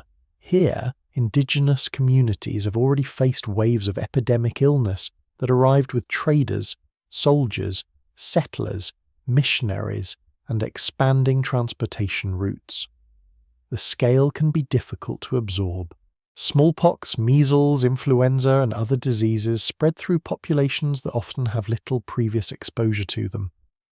When outbreaks strike, they can move quickly through families and villages, killing elders, parents, children, leaders, healers, hunters, and people whose knowledge holds communities together. You're no longer looking only at one sick room. You're looking at the possible disruption of an entire social world. Imagine entering a village where several lodges are quiet. Cooking fires burn lower than usual. Children remain close to relatives. People who would normally travel for trade or hunting stay nearby because someone is ill. The sounds are subdued. A dog moves between shelters. Someone carries water. Someone else prepares food for a household that cannot manage its ordinary tasks. The scene may feel familiar after everything you have already witnessed. Care still means water, warmth, food, rest, and human presence. But the historical conditions are different. Indigenous nations of the West are not passive populations waiting for events to happen to them. They have their own medical traditions, healers, spiritual practices, social systems, and long experience responding to injury and illness. Yet epidemic diseases introduced from outside can overwhelm even highly organized communities. A widely accepted historical reality is that repeated epidemics caused devastating population losses among many indigenous peoples across North America. Disease often arrived alongside warfare, displacement, forced migration, food shortages, and the destruction of traditional economic systems. Those pressures interact. A community weakened by hunger may suffer more during an outbreak. A group forced from familiar territory may lose access to reliable food, water, medicines, or shelter. A family trying to escape violence may have little ability to isolate the sick. Disease does not operate separately from politics. That distinction matters. It is easy to tell epidemic history, as though microbes simply floated across an empty continent. They did not. They travelled through human systems, trade routes, military campaigns, settlement, forced removals, reservation policies, missions, railroads, government agencies. Every route has consequences. You imagine traders approaching a community with blankets, metal goods, food, tools, and news from distant places. Exchange is part of ordinary life. Then someone falls ill days later. No one may know which traveller carried the infection. By the time the source is suspected, several households have already been exposed. Smallpox is especially feared. Some indigenous nations use isolation when possible. People may move sick individuals away from larger groups or temporarily avoid communities known to be infected. Knowledge travels too. Warnings pass between settlements. People alter routes. Families may refuse contact with outsiders during dangerous periods. These choices show practical awareness even when the exact mechanism of infection is unknown. There is an easily overlooked detail in this story. Some indigenous healers and communities adopt or adapt new medical practices when they appear useful, including vaccination in certain places and periods. The picture is not simply traditional medicine on one side and Western medicine on the other. Real life is more flexible. A healer might use inherited knowledge while also observing which unfamiliar treatments seem effective. A community may accept one intervention and reject another. People compare outcomes. They remember what happened last time. Human beings have always been excellent at noticing patterns when survival depends on it. Access, however, remains deeply unequal. Vaccines may be available at a military post, but difficult to obtain in a distant indigenous community. Supplies may arrive late. Government officials may fail to organize adequate responses. Physicians may be too few. Transportation may be unreliable. In some cases, prejudice shapes who receives help quickly and who does not. You think back to the vaccination line in the frontier town. People there argued about whether to accept protection. Here, the problem may be whether protection is offered at all. That is a very different form of vulnerability.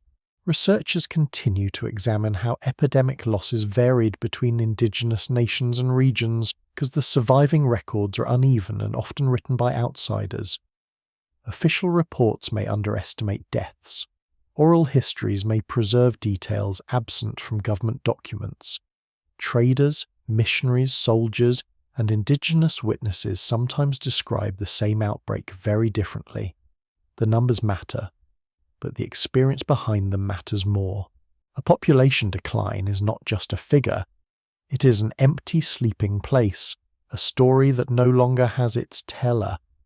A child raised by relatives because parents are gone. A leader lost before a difficult negotiation. An elder who carried language, memory, seasonal knowledge, or ceremony. When disease removes many people at once, the damage can pass into the next generation. You sit beside a fire as evening settles. An older woman speaks quietly to a younger relative. You do not know her language, but you understand the shape of the moment, instruction, memory, continuity. This is how knowledge survives catastrophe. Some communities reorganize after epidemics. Families join relatives elsewhere. Leadership changes. Ceremonies adapt. Trade patterns shift. People rebuild. Survival is not the same as remaining unchanged. You can see that everywhere in epidemic history. A disease outbreak ends, but society does not return perfectly to what existed before. There are also darker episodes that remain surrounded by anger and debate. One of the most infamous stories in North American history concerns the deliberate use of disease against indigenous people. Historians have carefully studied particular documented incidents involving attempts to spread smallpox through contaminated materials, while also distinguishing those cases from later rumours or claims that lack equivalent evidence. The subject is serious enough that exaggeration is unnecessary. Documented cruelty is already cruel. You stand again and look toward the horizon. Far away, a wagon road cuts through the grass. Beyond it, new settlements continue to grow. The frontier is expanding, but expansion means different things depending on where you stand. For one family, a new railway means opportunity. For another community, it may mean more outsiders, more pressure on land, more disruption, and another pathway for disease. That contrast cannot be softened into a comfortable story. Still, everyday life continues. Water must be carried, children must be fed, horses must be tended. People gather food, repair clothing, care for the sick, and tell stories after dark. Even after terrible loss, routine becomes a form of endurance. Then news arrives from another settlement. This time, the rumor is not only about disease, it is about blame. People are saying the outbreak came from foreigners. A newspaper has named a neighborhood. Shopkeepers are watching certain customers more closely. Fear is beginning to look for a human target. And as you turn back toward the growing towns, immigrant communities are about to discover how quickly public health can become tangled with prejudice. Fear is beginning to look for a human target. You feel the change before anyone says it openly. At first, the outbreak is discussed as a problem of water, crowded rooms, poor sanitation, and unlucky contact. Then the conversation shifts. Someone asks where the first sick person came from. Someone else mentions a neighborhood where many newcomers live. A newspaper prints a rumor. By evening, disease has acquired an accent. That is when public health becomes dangerous in a different way. You walk through a district where Chinese laborers, Mexican families, European immigrants, and other newcomers live close to workshops, laundries, boarding rooms, markets, and small businesses. The street is busy, but people notice strangers watching them. A shopkeeper pauses while sweeping his doorway. Two men speaking another language become quiet when a group passes. In Western towns shaped by rapid migration, immigrant communities often live in crowded districts because housing is cheaper there, work is nearby, and established residents may exclude them from other neighborhoods. Those conditions can increase exposure to disease. Crowding becomes evidence against the people who are crowded there. Poor sanitation becomes a moral accusation against residents who may have little power over sewers, drainage, water lines, or waste collection. The logic is terribly convenient. A town creates unhealthy conditions, then blames the people forced to live inside them. You stop outside a laundry. Steam clouds the windows. Inside, workers handle wet cloth for hours. Water is carried, heated, reused, and drained. During an outbreak, inspectors may suddenly become interested in every bucket and basin. Some inspections are reasonable, some are not applied equally.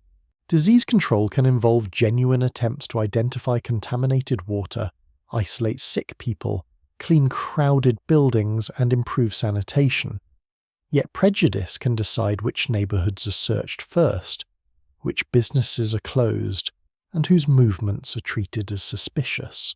One well-documented pattern in Western history is the intense discrimination faced by Chinese immigrants, especially during the later 19th century. They are blamed for unemployment, cultural difference, and at times disease. Public health language can become another tool used to justify exclusion. You hear the language at town meeting. They live differently. Their quarter is dirty. They brought the sickness. Each sentence sounds certain. Evidence receives less attention.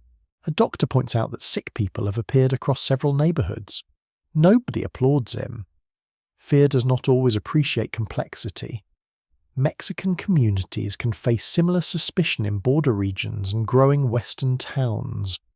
European immigrants, including Irish, Italian, German, Slavic, and other groups, may also be accused of bringing disease when outbreaks coincide with migration. The specific target changes from place to place. The habit does not. Health concerns easily mix with older resentments about language, religion, work, race, class, and citizenship. A newspaper can intensify all of it. You pick up a local sheet from a counter. The headline is dramatic. The article describes sickness in an immigrant district using words that make the neighborhood sound foreign to the town itself, even though its residents build railways, wash clothing, cook meals, repair goods, raise children, and pay rent like everyone else. A small report on the next page mentions contaminated water elsewhere. It receives far less attention. Apparently, a broken drain is not as exciting as blaming a stranger. There is a revealing oddity in some epidemic reporting from the era. Writers occasionally describe certain immigrant foods, clothing, bathing customs, or household smells as though unfamiliar habits themselves prove medical danger. Your soup is suspicious. Your language is suspicious. Your curtains are probably suspicious too. The absurdity would be funny if the consequences were not serious. Businesses can lose customers. Families can be forced into isolation. Travel restrictions may be applied unevenly. Workers may lose jobs. Violence can grow from rumor. A person afraid of infection may decide that avoiding an entire community feels safer than understanding how the disease actually spreads. You walk deeper into the neighborhood. Life continues despite everything. A mother washes a child's face. A grocer weighs rice. A tailor bends over cloth. Men returning from railway work remove dusty boots outside a boarding house. Someone laughs behind an open window. Prejudice tends to flatten people into categories. Daily life refuses to cooperate. Public health officials themselves are not all alike either. Some repeat the prejudices of their communities, others push against them. A physician may insist that clean water matters more than ethnicity. An inspector may recognize that overcrowding results from housing policy rather than personal character. A local reformer may argue for sanitation improvements across the town. Researchers continue to disagree about how often epidemic measures in Western immigrant districts were driven primarily by legitimate health concerns, and how often those concerns served as a cover for racial or economic exclusion. The answer changes according to the city, disease, year, and officials involved. That uncertainty is important. You do not need to pretend every quarantine is persecution. You also do not need to pretend every quarantine is neutral. History is rarely so cooperative. An inspector enters a crowded boarding house. He finds narrow sleeping spaces, poor ventilation, and too few washing facilities. Those conditions are real. Then you ask why the landlord was allowed to maintain them. The question changes the direction of blame. Perhaps the residents are not the only people responsible for the building. Perhaps they are not responsible at all. You begin to see disease as a mirror. It reflects whatever inequalities already exist. People with larger homes can isolate more easily. People with savings can stop working. People with political influence can protest restrictions. People who speak the dominant language can explain themselves to officials. People without those advantages have fewer choices. That truth becomes clear when a family is ordered to remain inside but still needs food. Neighbours organise deliveries. A merchant extends credit. Relatives pass messages through windows. Community associations collect money for medicine or burial expenses. Religious groups help care for the sick. Immigrant communities do not simply wait for outside rescue. They build their own systems of support.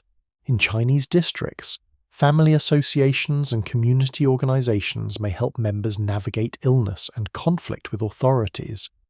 Mexican families depend on kin networks, neighbors, healers, and local institutions. European immigrant churches and mutual aid societies can provide food, money, nursing, and funeral support. The details vary, but when official help is weak, people help one another. By evening, you hear that the town council may close several gathering places, not only immigrant businesses, all crowded rooms.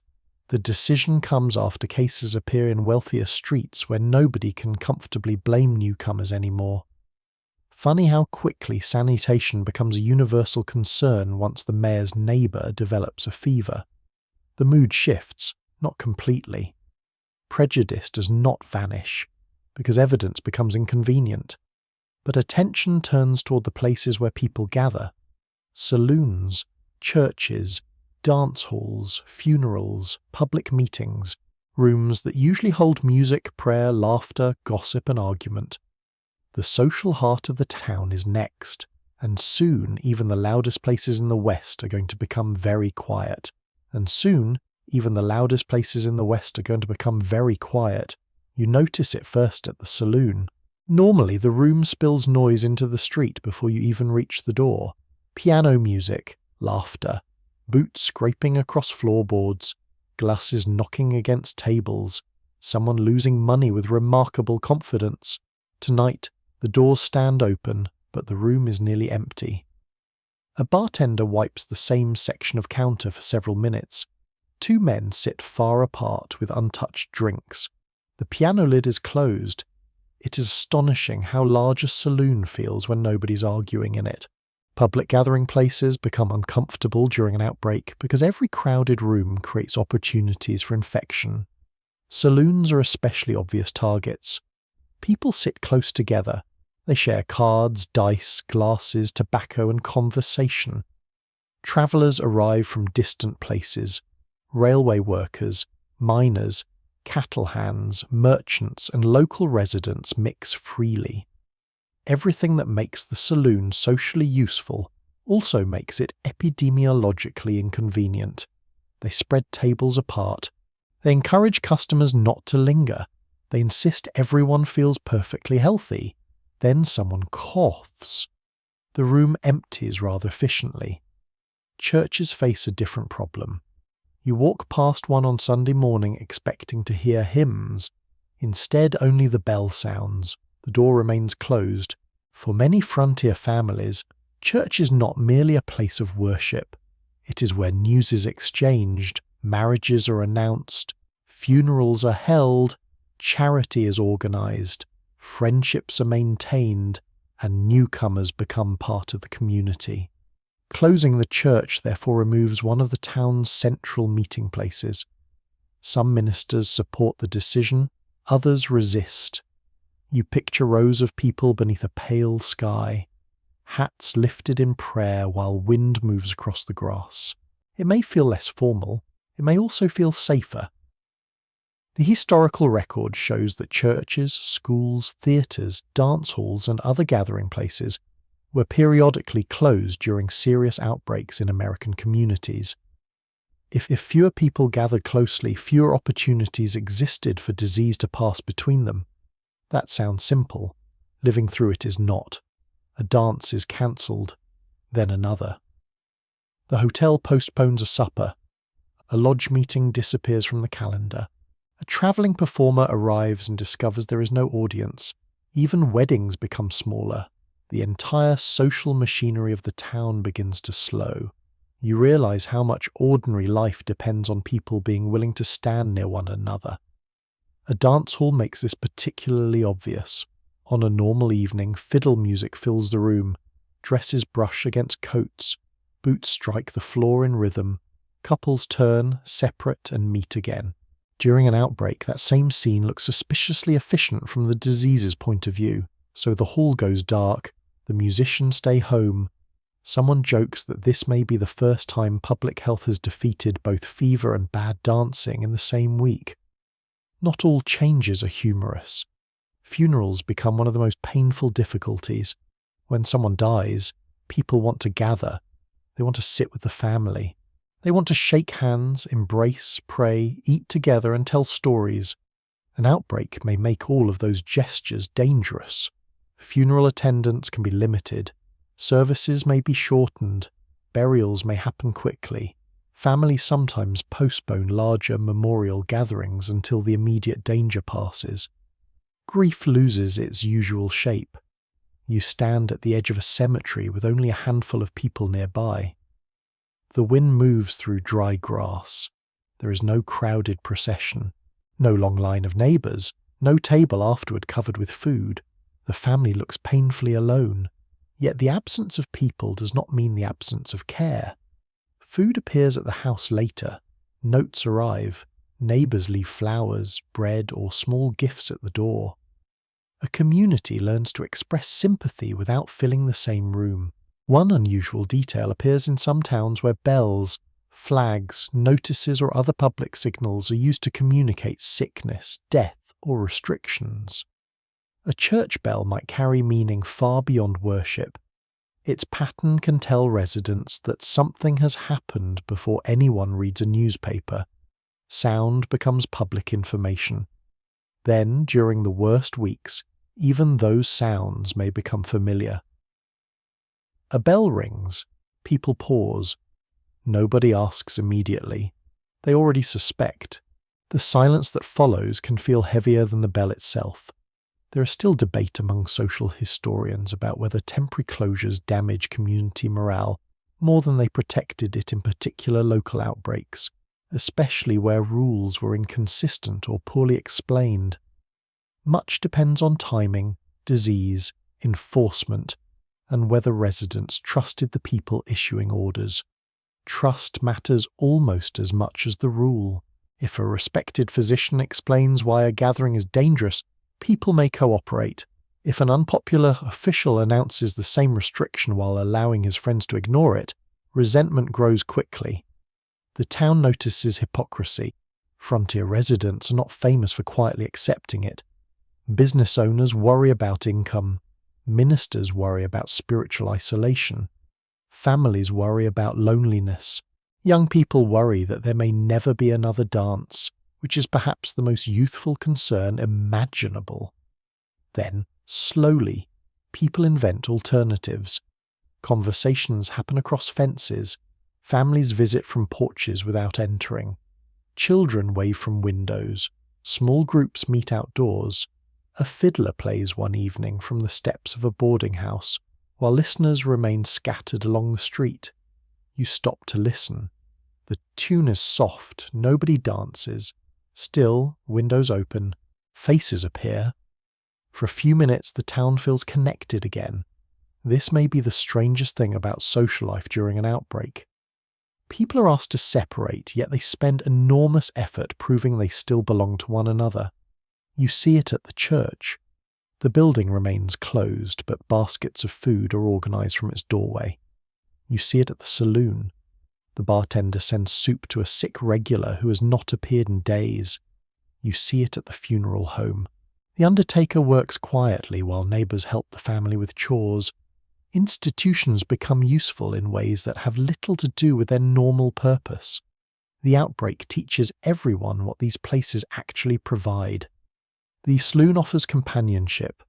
The church offers organisation. The dance hall offers release. The funeral offers shared grief. When the doors close, people feel the missing function as much as the missing building.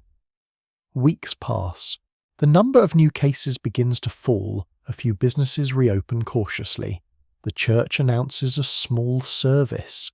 The saloon piano is uncovered, but the town does not return immediately to its old volume. People enter slowly. They choose seats with more space. They watch strangers. They still remember the marked doors. And while the town is learning how to gather again, another whistle sounds from beyond the rooftops. A train is approaching. Once that sound meant movement, commerce, and danger. Now it may mean something else as well: medicine, news, vaccines, doctors. The same rails that carried sickness into the West are about to become part of the effort to fight it. The same rails that carried sickness into the West are about to become part of the effort to fight it. The locomotive enters town beneath a cloud of smoke, brakes screeching against metal as people gather beside the platform. This time they're not simply watching passengers, they're watching crates. A railway employee unloads boxes marked for the doctor. Another man carries sacks of mail into the depot. Newspapers arrive bundled with string. Somewhere among the cargo may be medicine, medical instruments, disinfecting supplies, or vaccine material that residents have been waiting days to receive. For once, the train looks less like a threat. You still do not stand too close to the coughing passenger near the second carriage. Progress has limits. Railroads transform Western life because they compress distance. A journey that once required days or weeks can suddenly be completed far more quickly. Towns connected to rail lines receive goods, people, information, and medical assistance at speeds previous generations could scarcely imagine. During an outbreak, that speed becomes valuable. A doctor can be summoned from another city. A telegram can request supplies. Newspapers can spread warnings, medical organizations can send instructions, vaccines can travel farther before becoming useless.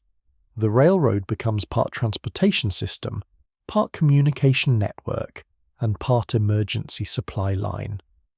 You follow the doctor toward the depot office. He is expecting a package. The station agent searches through a stack of crates and finally produces a small container wrapped carefully for transport. Everyone looks relieved. The package contains vaccine material. Getting it here has not been easy. Smallpox vaccination depends on biological material that must remain viable. Before modern refrigeration, transporting such material over long distances can be difficult. Different methods are used during the 19th century to preserve vaccine material, and results are not always reliable. Heat can damage it. Time can weaken it. Poor handling can ruin it. The train reduces one of those problems by moving faster. That alone can make an enormous difference. A practical feature of later 19th century public health is the growing use of transportation and communication systems to coordinate responses across wider regions. Railroads and telegraph lines allow towns to exchange warnings about disease, request assistance, and learn what neighbouring communities are doing. You see this in the depot. A telegraph operator sits beneath a tangle of wires. Messages arrive in short bursts. Cases reported east of here. Vaccination requested. Physician departing tomorrow. Avoid contaminated well near station district. The words are brief because telegrams cost money. Nobody sends poetry during an epidemic. Still, those clipped messages can save time. Before the telegraph, a warning may travel only as fast as a horse or stagecoach. Now, news can outrun the disease itself, at least sometimes. That final part matters. A train can bring help quickly. It can also bring infected passengers even more quickly. The same timetable serves both sides. You stand beside the platform as another train arrives. A conductor steps down carrying a list of recent stops. Local officials ask whether anyone aboard is ill. The passengers look irritated. They have already been questioned in the previous town. A travelling salesman complains that he will miss an appointment. A mother asks how long the delay will last. A miner simply sits on his luggage and waits. Railway travel during outbreaks can become a chain of inspections, rumours, restrictions, and conflicting local rules. One town allows everyone through. The next asks questions. Another refuses passengers from a particular district. Farther down the line, officials may require proof of vaccination or health inspection during certain emergencies. Consistency is difficult when every community makes its own decisions. Transportation companies do not enjoy this arrangement. Delays cost money. Empty trains cost money. Quarantined cargo costs money.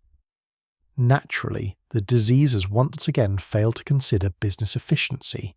There is a curious detail in the medical history of rail travel.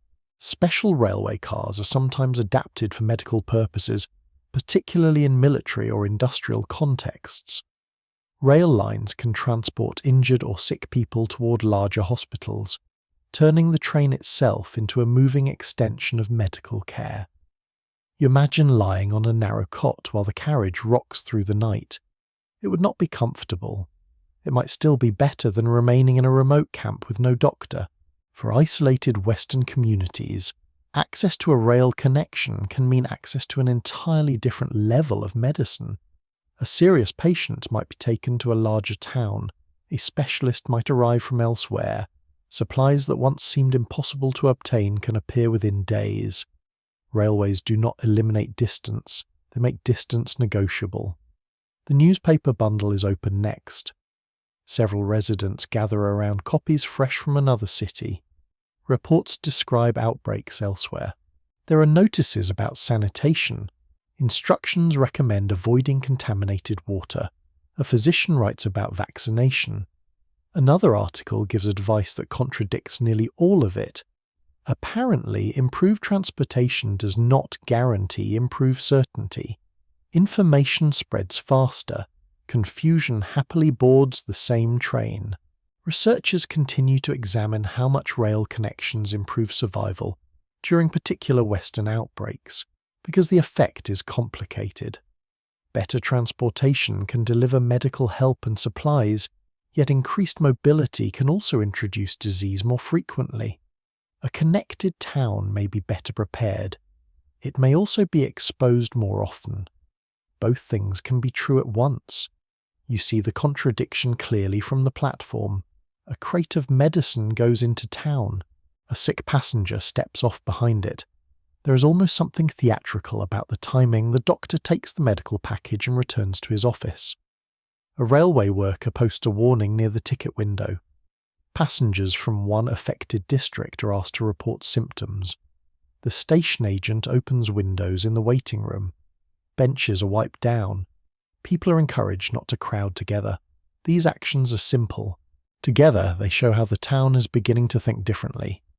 The depot is no longer only a gateway. It is a point of control.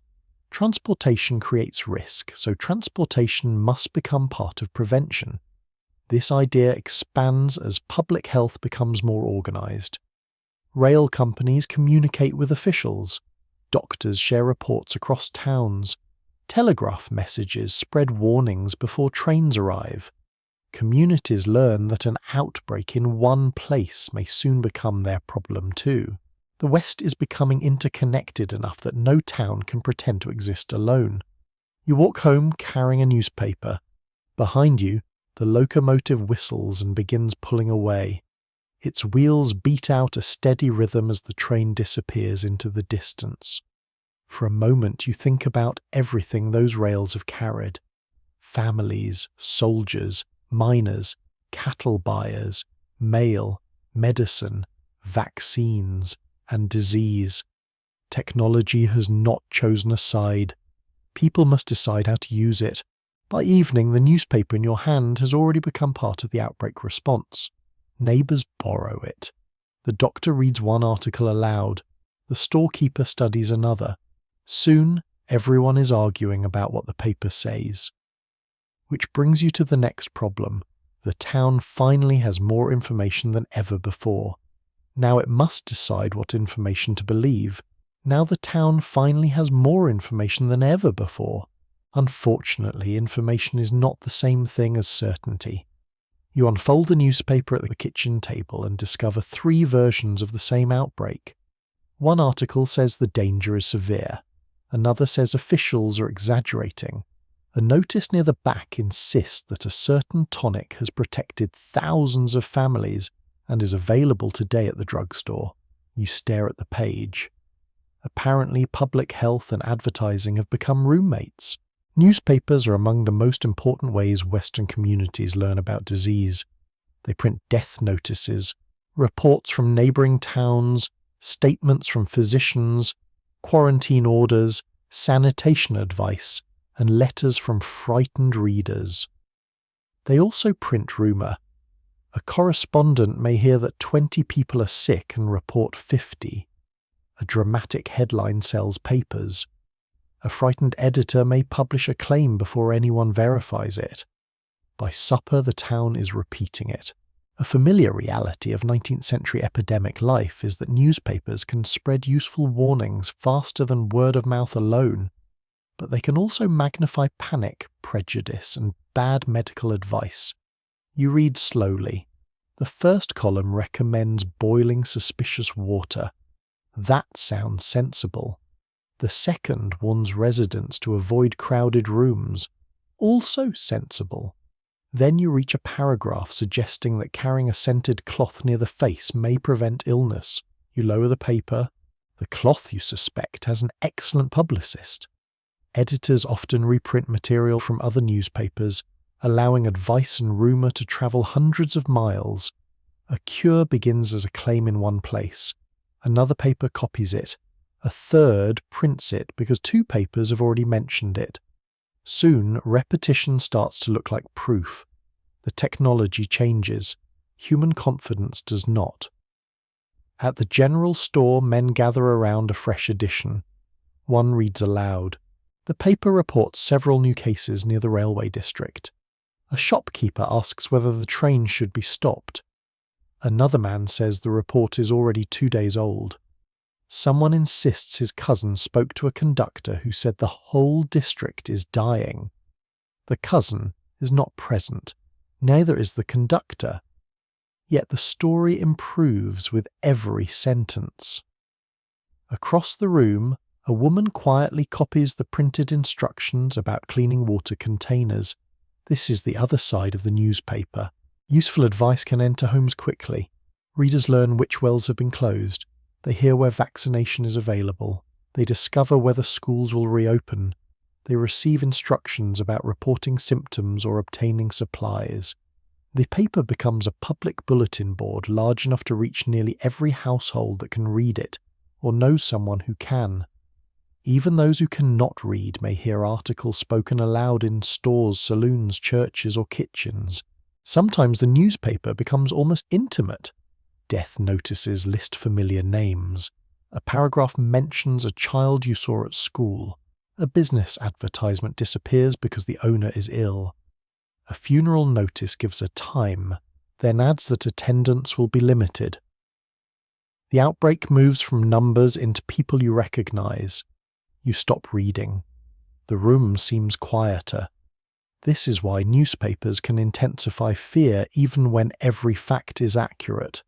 A dozen illnesses scattered across town may feel abstract until you see 12 names printed together. The page turns private grief into public knowledge. One especially revealing feature of medical advertising is the testimonial. A smiling sentence tells you that Mrs. Someone from somewhere was near death until she discovered a marvelous remedy. Another customer claims to have suffered every known symptom before being restored to health by 2 spoonfuls. You begin to wonder whether anyone in these advertisements ever recovers without purchasing something. Patent medicine companies spend heavily on newspaper advertising because papers offer access to large numbers of potential customers. Some editors depend on advertising income, which creates an awkward relationship. The same issue warning readers about illness may carry advertisements promising miraculous cures. Fear is bad for the town. It can be excellent for tonic sales. A local doctor becomes irritated enough to write a column. He advises residents to use clean water, avoid unnecessary contact with infected households, report serious symptoms, and ignore remedies that promise to cure every disease known to mankind. The druggist reads it with mixed feelings. Practical advice does not always produce practical behavior. Some readers trust the physician. Others trust the advertisement. Others trust a neighbour who has lived here 30 years and therefore considers himself medically qualified. Still others decide the entire outbreak has been invented by officials. Every community contains a few people determined to make uncertainty more difficult. There is continuing disagreement among historians about how strongly local newspapers shaped epidemic behaviour compared with churches, workplaces, family connections, and neighbourhood gossip. In some towns, the paper appears central. In others, spoken information may have mattered just as much, especially among people who did not read English comfortably or could not afford regular papers. Information travels through many channels at once, and those channels often contradict one another. You see that when 2 papers arrive on the same train. One praises quarantine. The other calls it excessive. One blames poor sanitation. The other blames outsiders. One urges calm.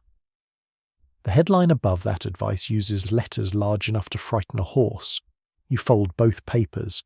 No wonder people are confused. Yet something has changed. Compared with the first days of the outbreak, the town now knows more. Residents understand that certain wells are dangerous. They recognize the value of isolation. They know vaccination is available. They have learned that crowded rooms can accelerate infection. Even bad information forces people to talk about health in public. Arguments at the general store become arguments about drainage, clean water, garbage removal, and whether the town should hire permanent health officials. The discussion is moving beyond this outbreak. People are asking what should change before the next one. Now the question feels urgent. You walk outside with a newspaper under your arm. The street is busier than it was during the worst days. A few children have returned to school. The saloon piano is audible again. The church doors are open. But new habits remain. A water notice hangs beside the pump. A physician keeps a list of reported cases. The council is discussing drainage. Someone has proposed regular rubbish collection. The outbreak has made ordinary infrastructure interesting. That is quite an achievement.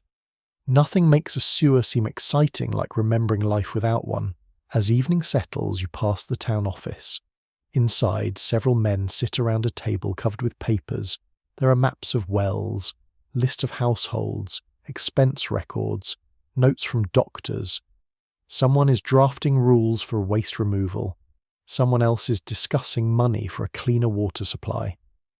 For the first time, the response does not look temporary. The town is beginning to build something that will remain after the fever is gone, and that is where the next stage of Western life begins. Not with another miracle cure, not with another rumour, with boards, pipes, regulations, records, and the slow invention of public health. With boards, pipes, regulations, records, and the slow invention of public health, the town begins to look at sickness differently. You notice the change in places that once seemed too ordinary to matter. A ditch is no longer merely a ditch. A privy is no longer only a wooden box behind a building. A well is no longer trusted simply because the water looks clear. After repeated outbreaks, residents begin to understand that survival depends on systems as much as individual remedies. The doctor can treat one patient. A clean water supply can protect hundreds. That realization does not arrive overnight.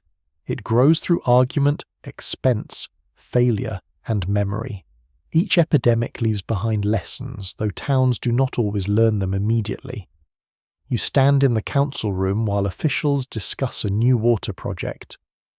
The conversation is astonishingly unromantic. Pipes, taxes, drainage, maintenance. Who will pay? You have travelled a long way from patent medicines promising instant vitality. This is slower work. It may also be far more useful. Across the later 19th century, many Western towns gradually developed more formal systems for sanitation, water management, disease reporting, and health administration. Larger cities often move first, but smaller settlements also create boards of health, appoint local officers, inspect nuisances, and adopt regulations meant to limit outbreaks. The process is uneven. One town builds a better water system. Another waits until another epidemic forces the issue. A third passes rules that nobody enforces. Public health grows the way towns themselves grow, imperfectly and under pressure. You watch labourers dig a trench along the street. Their shovels strike dry soil. Children stare into the excavation as though it were a canyon. A pipe is lowered into place. It does not look heroic. No famous gunfighter poses beside it. Yet this pipe may save more lives than many celebrated Western figures. Infrastructure rarely gets dramatic entrance. It simply starts working. Sewage becomes part of the same conversation. As towns grow, waste disposal by individual privies and open drains becomes harder to manage. Dense neighbourhoods produce more refuse than the soil and streets can safely absorb. Officials begin mapping drainage. Engineers propose systems. Property owners complain about assessments. Everyone agrees sanitation is important until the bill arrives. Then philosophy becomes complicated. Still, repeated disease makes resistance harder. You remember the lower well that was closed. You remember the muddy runoff carrying waste past houses. Those memories turn abstract projects into personal ones. A sewer is no longer an expensive hole beneath the street. It is the reason your drinking water may remain drinking water. Health boards also begin collecting information more systematically. Instead of relying entirely on rumour, officials may require physicians to report certain diseases. They count cases, identify affected neighbourhoods, inspect water sources, and issue public notices. Records accumulate. Patterns become visible. A cluster near one well looks suspicious. Several cases linked to one boarding house demand attention. Numbers do not eliminate uncertainty, but they make denial more difficult. You begin to see the town learning to watch itself. Vaccination becomes more organized too, especially when smallpox threatens. Rather than waiting for frightened families to find a doctor individually, officials may arrange public vaccination efforts, secure supplies, and announce where residents can receive them. Material may be scarce. Some people remain suspicious. Others cannot easily leave work. But organization changes the scale. A coordinated campaign can reach far more people. Another intriguing detail appears in the paperwork. Health officers sometimes become responsible for things that seem only loosely connected to medicine, including inspecting garbage, animal carcasses, slaughter areas, lodging houses, and stagnant pools.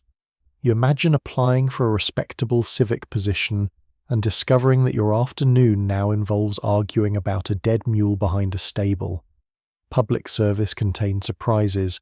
Pest control also becomes more important as scientific understanding advances. By the end of the 19th century and into the next, researchers increasingly connect particular diseases with insects and animals. Mosquitoes, fleas, rats, and other carriers become part of the public health picture. That knowledge changes behavior.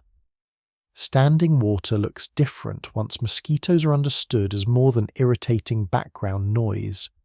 Rats look different once their relationship to disease becomes clearer. The town begins cleaning places it once merely complained about. These changes are not driven by science alone. Politics matters, money matters, class matters. A wealthy district may receive improvements sooner. A poor neighborhood may wait. Immigrant quarters may be inspected aggressively without receiving equivalent investment. Indigenous communities may receive little access to the new systems at all. Public health can become more scientific while remaining unequal. Those who study Western urban reform continue to debate how much sanitary progress came from genuine concern for ordinary residents and how much came from commercial ambition, civic competition, or the desire to make towns attractive to investors. The motives overlap. A cleaner town can save lives and raise property values. A mayor may care about both. You walk past a newly cleaned street after rain. Water runs toward a proper drain instead of forming a dark pool beside the hotel. The difference seems small. Then you remember how small changes add up. A covered water source, a moved privy, a reported case, a vaccination clinic, a repaired drain, a rule requiring rubbish removal. None of these feels like the dramatic conquest of disease. Together they change the odds. The town also becomes less dependent on individual memory. During the first outbreak, perhaps one older resident remembers what happened 20 years ago. Now there are records. Minutes from health meetings, maps, lists, written procedures. The next doctor does not have to begin entirely from scratch. Knowledge becomes institutional. The community remembers even after individual witnesses are gone. You pause outside the town office as evening settles. Through the window, a clerk writes figures into a ledger. Nearby, the public pump stands on firmer ground. The drainage ditch is cleaner. A notice about vaccination remains posted beside the general store. Nothing here feels spectacular. That is precisely the point. Public health works best when it becomes ordinary. Clean water should be boring. Waste removal should be boring. Disease reporting should be boring. Boring is excellent when the alternative is panic. The outbreak that frightened everyone weeks ago is fading now. Cases are fewer. Quarantine notices come down. The school stays open. The saloon fills again. But the town is not exactly the same. People have learned to notice water. They have learned that crowded rooms matter. They have learned that rumour is not enough. They have learned that health is partly personal and partly shared. And as the last warning papers disappear from the doors, you begin to notice something else. The streets are louder again. Shops are reopening. Children are running past the school. The town is breathing. But some chairs remain empty. Some faces are missing. And the final story of an outbreak is not simply how it ends. It is what remains after everyone thinks it is over. It is what remains after everyone thinks it is over. One morning, you step outside and realize nobody has mentioned a new case since yesterday. Then another day passes, then another. No fresh warning appears on the doctor's door. No wagon races toward an isolated household. The church bell rings for an ordinary service rather than another funeral. Nobody declares victory. People simply begin doing normal things again. A shopkeeper moves crates onto the sidewalk. Children hurry towards school with slates beneath their arms. The hotel opens every room. Someone tunes the saloon piano badly enough to prove that civilization has fully returned. The town sounds alive. Yet recovery is quieter than celebration. Families emerge from quarantine cautiously. People ask after relatives without always knowing what answer they will receive. Some houses reopen. Others remain closed. You pass one doorway where a chair sits empty on the porch. Nobody has moved it. That chair tells you more about the outbreak than any official report. Disease leaves absences. A worker no longer arrives at the mine. A child's desk remains unused. A widow enters the general store alone. A boarding house has one fewer voice at supper. These losses become part of everyday life because grief cannot wait for a convenient season. Meals still need cooking. Animals still need feeding. Bills still arrive. People learn to carry memory while performing ordinary tasks. Outbreaks also end unevenly. One household recovers while another is still nursing someone weak from fever.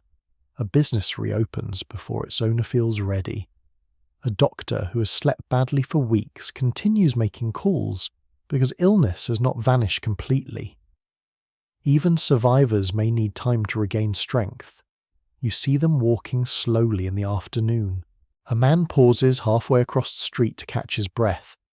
A child returns to school thinner and quieter. Recovery is not a door you walk through. It is a road. The town begins repairing what the outbreak damaged. Debts are discussed. Funerals are paid for. Businesses count losses. Families decide whether to remain or move elsewhere. Some people leave because too much has happened here.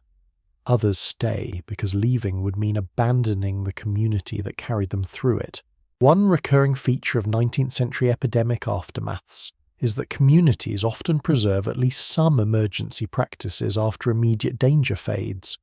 Water sources may remain closed. Sanitation rules may stay in effect. Boards of health may continue meeting. Vaccination becomes easier to organize the next time smallpox threatens.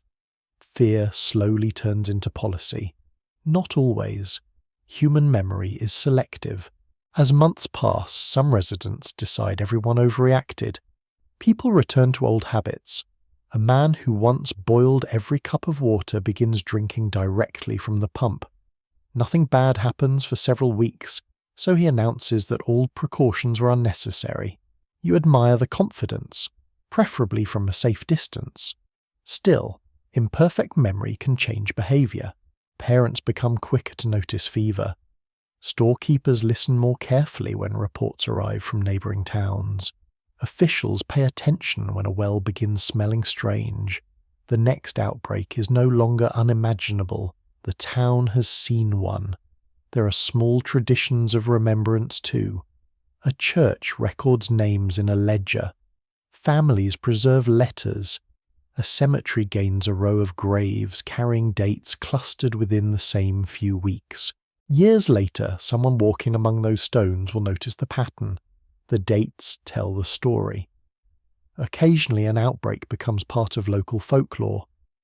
Residents remember the doctor who kept visiting patients, the woman who cooked for half the street, or the family that escaped illness despite living beside an infected house. Some stories grow in the telling. That is how communities turn frightening experiences into memory they can live with. Experts continue to differ over how permanently individual epidemics reshaped particular Western towns, because reform sometimes weakened once danger passed. Yet repeated crises helped push communities toward cleaner water, organized sanitation, vaccination, disease reporting, and more professional public health. The change is gradual. Pipes replace buckets, health officers replace improvised committees, hospitals become more common, medical training becomes more standardized. The frontier does not become safe, it becomes less helpless, and perhaps that is the most important transformation. The people you have followed were never simply waiting for modern medicine to rescue them. They observed, they argued, they cared for one another, they made mistakes. They repeated some mistakes with impressive determination. Then they learned. You walk once more along the main street. The sun is lowering now. Warm light touches the roofs. A horse stamps beside the hitching rail. Bread cools in a bakery window. Somewhere a child laughs. You pass the well that frightened everyone. It has been covered. A newer pump stands farther away from the old privies. Nobody stops to admire it.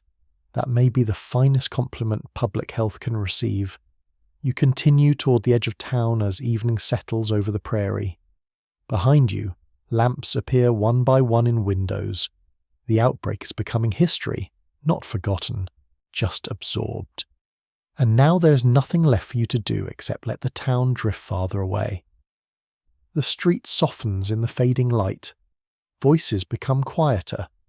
The piano behind the saloon doors fades until only a few slow notes remain. You no longer need to count cases. You no longer need to watch every doorway. The warning papers are gone. The doctor's lamp is dark for the evening. Across the road, someone closes a shop. Wooden shutters settle into place. A horse lowers its head beside a trough. Far beyond the final buildings, the prairie lies open beneath a deepening sky. You breathe slowly. The air carries dust, grass, cooling earth, and a trace of wood smoke. Nothing is rushing now. No train is arriving. No messenger is bringing bad news. No bell is calling anyone from bed. The town has survived another season of uncertainty, quietly enough that ordinary life can begin again. And you can leave it there. The buckets can rest beside the well. The school books can wait until morning. The cook fire has burned down to red embers. Even the old saloon piano has finally gone silent. You walk a little farther until the lights behind you become small golden points. Then smaller still. The stories of crowded sick rooms, anxious families, tired nurses, suspicious wells, empty churches, and distant railway whistles loosen their hold. They belong to another time now. Your own room is calm. Your bed is warm. There is clean water nearby and soft darkness around you. So let the prairie wind move gently through the grass. Let the last wagon disappear beyond the horizon. Let the lanterns go out one by one, and as the town settles beneath the enormous western sky, allow your thoughts to settle with it, slower and quieter, until history becomes only a faint whisper in the distance, and the night carries you softly towards sleep. Sweet dreams.